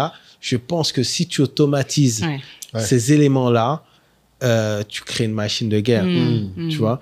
Et donc, très souvent, on dit oui, mais là-bas, c'est les States, etc. Mais ils fournissent le même outil. Le template, le blueprint, mais on n'utilise pas tout ça. C'est vrai. Et la relance. Oui. Comment est-ce que tu gères la relance? Parce que très souvent, les gens disent, mais j'ai fait comme tu as dit, il m'a répondu une fois, puis il ne m'a plus répondu. Donc, j'aimerais t'entendre là-dessus parce que... Ça, par contre, déjà, il ne faut pas le prendre personnellement. Merci. Ça, c'était juste ça que je voulais t'entendre. Absolument pas networking, contre ego toi. is the enemy. Alors là, tu ne représentes... En fait, tu n'es pas assez si tu n'es pas humble, pour que ce soit contre toi. J'aime beaucoup cette phrase. Tu n'es pas assez important dans son échiquier pour que ce soit contre toi. Quand tu ne réponds pas. Enlève les émotions dans le networking. Il n'y a pas d'émotion dedans. Si tu commences à mettre l'émotion, non. Que tu n'es pas assez important. C'est très vrai. Tu n'es pas assez important. Et ce n'est pas contre toi. Donc, les relances... moi, j'ai encore des experts que je veux closer. Toutes les semaines, je le relance. Je me fixe quand même 4 à 5 relances. Au bout de la 5e relance, je change de stratégie. Bien sûr. Là, maintenant, par exemple, c'est ce qu'on va faire demain. Je l'ai relancé une dernière fois, je crois, lundi. Toujours pas de réponse. Là, la personne qui nous a mis en relation, je lui ai fait un petit message. Dit, ça va, il faut qu'on parle et tout. J'ai pris des nouvelles. Et ton gars, là, demain, fais-lui un petit message pour savoir comment ça avance avec Entourage. Ne lui dis pas que tu veux qu'il fasse là, qu'il réponde à mon message. Demande-lui, depuis que j'ai linké Entourage, on te voit quand dessus. Juste comme ça. Et peut-être que toi, il va te répondre. Il va faire, c'est vrai qu'il m'a envoyé un message il y a quelques jours. Et c'est comme ça que derrière, ça marche. Au bout de 4 relances, au bout de la 5e, je fais rentrer la personne en commun. On a. Comme dit Kaï, tu changes de méthode, de canal. Oui. Parce que si tu n'arrives pas à l'avoir par mail, après tu essaies par téléphone, après tu essayes... Non, il faut chercher les différents canaux. C'est ça. Et même dans chacune des relances, c'est pas juste est-ce que vous avez vu mon message que je vous ai envoyé? Tu apportes de la valeur chaque fois. Ouais, bien sûr. Alors, ça, c'est le truc que moi, je trouve qui est important. C'est qu'il faut que les gens notent qu'une relance, idéalement, c'est accompagné d'une news. Exact. Ouais. Ça, c'est un truc de start-up, mais bon, ça, c'est un truc, j'avoue, nous, Tu relances pas juste pour relancer. Mais c'est pour ça que j'aime bien ces news aussi, ces petites news. Voilà, apparemment, tous les mois. Kai répond à tes mails updates. Oui, et ça a tellement d'importance. Parce que quand nous, on est là, on se dit, on va envoyer un mail à 14 000 personnes, on est tellement gênés. Et quand tu as une personne sur 14 mais qui répond, bon boulot. Par contre, je suis choqué d'être la seule personne à répondre. C'est le seul qui a un cœur, tu vois. Les clients, oui, eux, ils disent félicitations. Mais dans les experts... Mais c'est court en plus. Oui. Il y a d'autres qui envoient des messages. Non, là, c'est court. T'aimes bien les nouvelles du pays. T'aimes bien. On donne tout ce qui se passe. En un mois, qu'est-ce qu'on a fait en un mois? On leur donne le blueprint. Mais en plus, ça ajoute une certaine... comment ça s'appelle? Une certaine transparence. Et moi, je trouve que c'est une rigueur. Moi, je sais que mes auditeurs investisseurs chaque mois, en fait, tu y penses pendant le mois. En fait, tu te dis, je vais dire quoi? Oui. Je vais te dire quoi? Donc, du coup, tu cherches un peu. Tu sais que tu vas pas faire des trucs. Tu vas pas venir dire, j'ai rien fait ce mois-ci. Donc, tu y penses. C'est pas que tu n'allais rien faire. Mais des fois, ça te crée une urgence saine sur qu'est-ce que je vais dire, qu'est-ce qu'il faut qui se débloque, qu'est-ce qu'il faut que je souligne. Ou des fois, même, ça t'aide à aussi relever les choses que tu prends pour acquis. Ah, t'as eu tel palier qui est passé. Ah, ben tiens, ça, je vais le dire. Mais ça, c'est super intéressant ce que tu dis parce que du coup, on parle beaucoup, effectivement, là, en l'occurrence, de moi qui reçois ton contenu. Mais effectivement, pour la personne qui la rédige, ça a également beaucoup d'avantages. Bon, comme tu as dit, tu structures tes idées, mais même en termes de perception, on se dit, voici une personne, en fait, structurée. Le message que ça envoie. C'est vrai que tu le dois à tes investisseurs, mais... Même, je suis sûr qu'ils ont des CEO la plupart des boîtes ne le font pas. Ils me l'ont dit d'ailleurs, ça. Tu vois, ça, c'est plein d'investisseurs me disent, on peut dire ce que l'on veut sur toi. C'est ce qui crée, en fait... une confiance. Une confiance. Tu vois. Imagine par rapport à tes clients, qui ne sont même pas tes investisseurs. Nous, on le fait par rapport à même pas nos clients, notre communauté juste. On envoie un mail tous les mois sur notre actualité à notre communauté. C'est ça. Et moi, je le dis à tout, même si on parle du networking externe, mais même au sein d'une boîte, pour les employés qui nous regardent, développer cette habitude de donner moi j'appelle ça effort tracking, un update sur les efforts que tu as mis en place pour atteindre tes objectifs, même si c'est 4 lignes dans un mail, mais ça a tellement de valeur. Et pour la personne qui reçoit, mais pour toi, en termes de perception, tu es perçu comme quelqu'un de confiance, de fiable, qui n'a pas peur de... Voilà, c'est ça. Transparence et la comptabilité. Exactement. Donc, ça, c'est... et c'est pour ça que j'insiste, maintenant que je suis en train de généraliser ça à tout thème, j'insiste énormément sur les managers pour qu'ils fassent un feedback systématique dès qu'ils reçoivent un effort tracking, même si c'est quelques lignes. Parce que le pire, c'est de ne pas répondre. Parce que quand tu envoies un message d'indifférence, et quand tu envoies un message d'indifférence, tu ne peux pas te plaindre que ton collaborateur ne le fasse plus. Tu vois, tu peux pas venir un jour et dire, mais au fait, je vois que ça fait 2 mois que... Non, ben oui, ben tu réponds même pas, personne le lit. C'est normal. En tant que manager, c'est quand même ton boulot, effectivement. Client, investisseur, t'es pas obligé. Partenaire, t'es pas obligé, mais en tant que manager, il faut répondre aux ce qu'on appelle des bids for connection. C'est un peu les gens essayent de te tenir au courant pour créer un lien. Donc, si tu réponds pas, c'est comme quelqu'un qui propose un verre et tu réponds pas. Tu vois, c'est offusquant. Il n'y a pas de scénario, les gens ils le prennent pas mal. Surtout si tu veux t'occuper d'eux. Mais du coup, tu avais peut-être une news à nous donner là sur Entourage. Tu as une petite update. Là. Tu as Abidjan pour quelque chose. C'est comment? Oui, mais tu vois, tout ça, la news là, c'est les conséquences de tout ce qui a été mis en place au fait. C'est les conséquences du travail qu'on a fait. Tu vois, même pour conclure sur ce que disait Kai sur le follow-up qu'on fait ou les updates qu'on donne, c'est l'image de toi que ça renvoie à l'autre. Que tu répondes au pas, Kai répond chaque fois merci pour ça, mais même si les gens ne répondent pas, ils lisent, ils reçoivent, et ça crédibilise. Et tu vois, dans cette notion de crédibilité, ça va être, quand tu vas avoir besoin d'un service, les gens, parce qu'on est dans un monde, je sais pas comment, capitaliste, commercial, whatever, mais dans le networking, on appelle ça griller sa cartouche. Est-ce que tu es quelqu'un pour qui je vais griller une cartouche? À la fin des faits, c'est ça. Quand tu demandes une introduction, fais-moi ce service, c'est est-ce que tu es quelqu'un pour qui je vais griller une cartouche? Parce que par rapport à Kai, moi j'ai peut-être 5 cartouches dans ma vie. C'est ça. Donc, de mes 5 cartouches, tu veux que je te fasse une intro. Est-ce que je t'estime pour ça? Et le fait de faire ce travail en amont, pendant, follow-up régulier, tu rajoutes du crédit chaque fois à ta valeur pour que cette personne, quand tu vas l'actionner, va se dire elle est assez carrée, je peux griller une cartouche pour elle. Et c'est ça qui fait que du coup, on arrive à avoir des partenariats. Et ce partenariat qui m'a amené aujourd'hui à Abidjan cette semaine, justement, c'est né du mois quand je suis venue à Abidjan au mois de mai. Mois de mai dernier. J'étais là pour une semaine pour le dîner d'entourage. Et j'ai un ami qui a vu dans les stories que j'étais à Abidjan. Et il me dit, tu es à Abidjan, j'ai une très bonne amie à moi qu'il faut que tu rencontres. Honnêtement, même pour des gens qui aiment beaucoup le networking comme nous, là, des fois, quand tu habites, tu es fatigué, quoi. Moi, je suis là pour une semaine, c'est que des rendez-vous. Donc, mon gars, là, il insiste, il dit, vois mon ami. Ok, d'accord, je vais faire l'effort, d'accord. Donc, je la vois, on clique, je dis, on parle. Je dis, tu fais quoi dans la vie, du coup?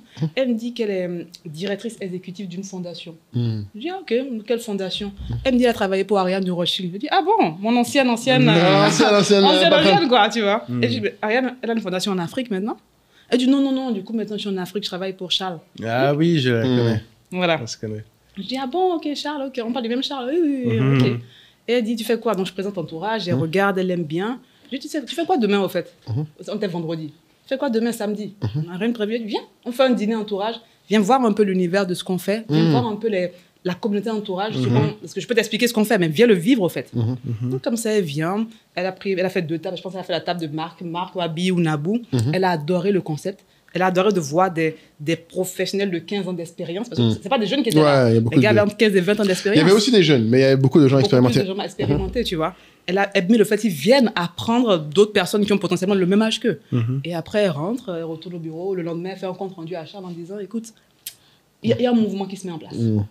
Et aujourd'hui, avec la rarification des aides internationales, nous, aujourd'hui, dans la fondation, on est obligé de prendre ton nom pour aller demander un peu d'argent pour que les gens soutiennent nos initiatives.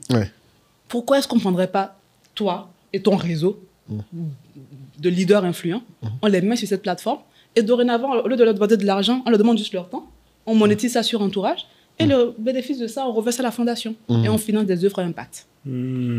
Et Charles, le lendemain, m'a trouvé un petit rendez-vous en même pas 24 heures. Je viens, je lui présente ça en 30 minutes et tu vois, comme d'habitude, dans le rendez-vous, c'est pas Entourage, on ne parle pas d'entourage, on parle de la personne. C'est quoi ton parcours? Qui es-tu pour que je puisse associer ma marque à toi? Et on revient encore sur les codes. Qu'est-ce que tu lui présentes? Est-ce que c'est grande école? Est-ce que c'est femme entrepreneur? Est-ce que c'est femme dans la tech? Là, tu mets ce dont tu as besoin en face pour que la personne se dise, OK, c'est assez carré pour que je puisse avancer avec elle. Ça dure 30 minutes. Il dit, avancez. Mois de mai, mois de septembre. On a fait le travail qu'il fallait, nos 2 équipes. Et on est venu, je suis venu cette semaine à Abidjan pour annoncer le partenariat avec lui. On a signé sur 3 ans, un partenariat sur 3 ans, où chaque mois, il va s'engager à mettre un membre de son réseau influent sur la plateforme Entourage. Il va animer des masterclass. On va faire des dîners privés comme on a fait la dernière fois, mais avec lui et son réseau, à des tarifs en mode levée de fonds.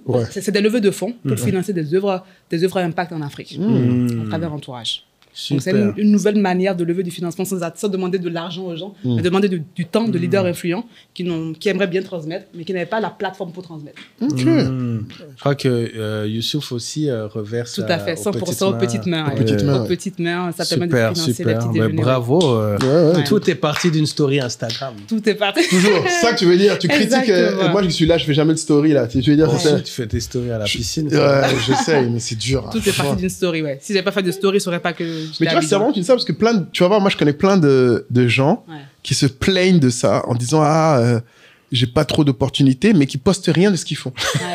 Non, mais tu sais pas ce qu'ils font. Non, mais en plus, c'est même pas des gens qui font pas des trucs intéressants. En plus. C'est juste, je suis d'accord, c'est un effort de le partager.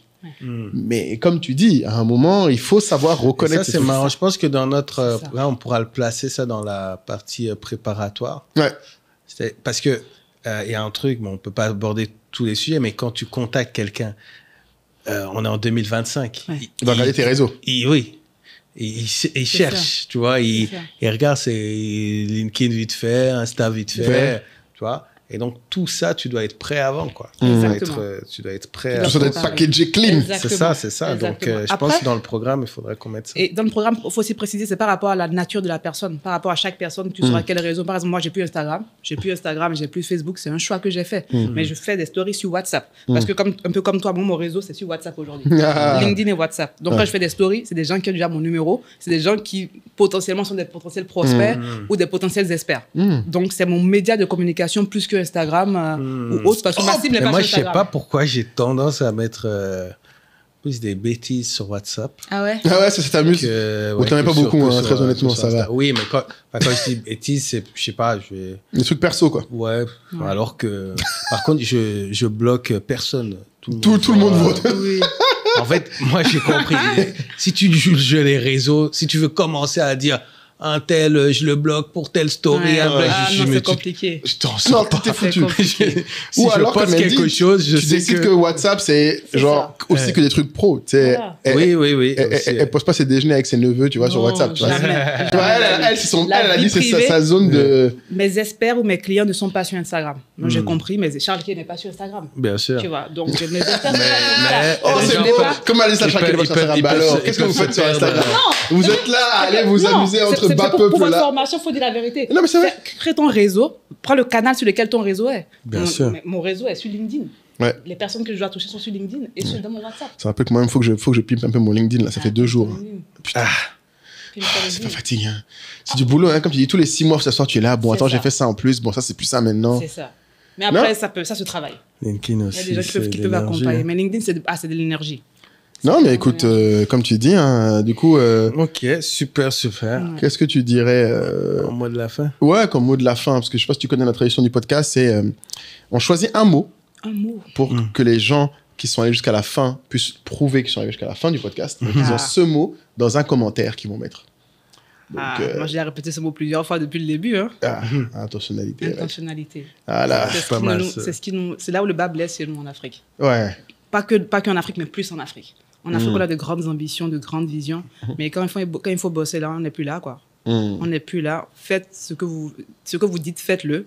Et juste avec ça, vous sortez du lot. On est tellement moyen que les gens qui arrivent à faire ce qu'ils disent qu'ils veulent faire sortent du lot. Très rapidement, ouais. Et investissez sur vous. Je tiens à dire ça avant de faire des cryptos, avant même de faire de la BRVM. Je sais qu'on bouscule les gens là-dessus, nous. Avant de faire de l'immobilier. Moi, j'ai souvent aux gens, avant d'avoir acheté un terrain, qu'est-ce que tu as fait pour toi? Tu vois, voilà. Donc, vous avez entourage, vous avez plein d'outils maintenant pour investir sur vous. C'est pas ce qui me manque. Juste faites le taf, quoi. Comme tu dis, soyez intentionnel. Soyez intentionnel et vous avez un réseau à portée de main avec entourage. Yep. Super. Et j'aime bien, là, la dernière fois, on a fait ça. Peut-être à la fin, pour que les gens... lancer des débats pour les commentaires. Donc, moi, j'aimerais bien, par exemple, que les gens nous disent quel type d'investissement ils ont fait sur eux, quel est l'investissement le plus marquant qu'ils ont pu faire sur eux. Qui a bien payé. Qui a bien payé. Ça permet, en fait, j'aimerais bien que vous utilisez plus les commentaires pour donner votre avis sur le podcast, certes, mais également faire des témoignages que d'autres verront et ça inspirera. Moi, je pense que y a pas mal de personnes de haut niveau qui regardent le podcast et on pourrait aussi, je vois parfois des commentaires où on peut se nourrir aussi de ces commentaires. Donc, je poserai cette question-là. Vas-y. Curieux de voir les réponses. Est-ce que j'enverrai une autre? Mais on voit d'autres. Est-ce que vous êtes curieux d'avoir un avis de la communauté sur autre chose? Moi, c'est déjà très bien. Si déjà ils répondent à ça, je suis... Ouais, c'est vrai. Parce que... Ça demande quand même un minimum de réflexion. C'est bien. Qu'est-ce qui vous bloque? Peut-être on n'a pas évoqué un point bloquant dans le networking. Dans le networking qu'on n'a pas évoqué. Comme ça, nous, on verra un peu les points bloquants pour affiner le programme. Tout à fait. Comme les start-upers. Test and learn. Test and learn, voilà. On écoute les users. C'est ça, on écoute les users, exactement. C'est bien, on aime. All right. Ok, les amis. Parfait. Merci. À très bientôt. Ciao.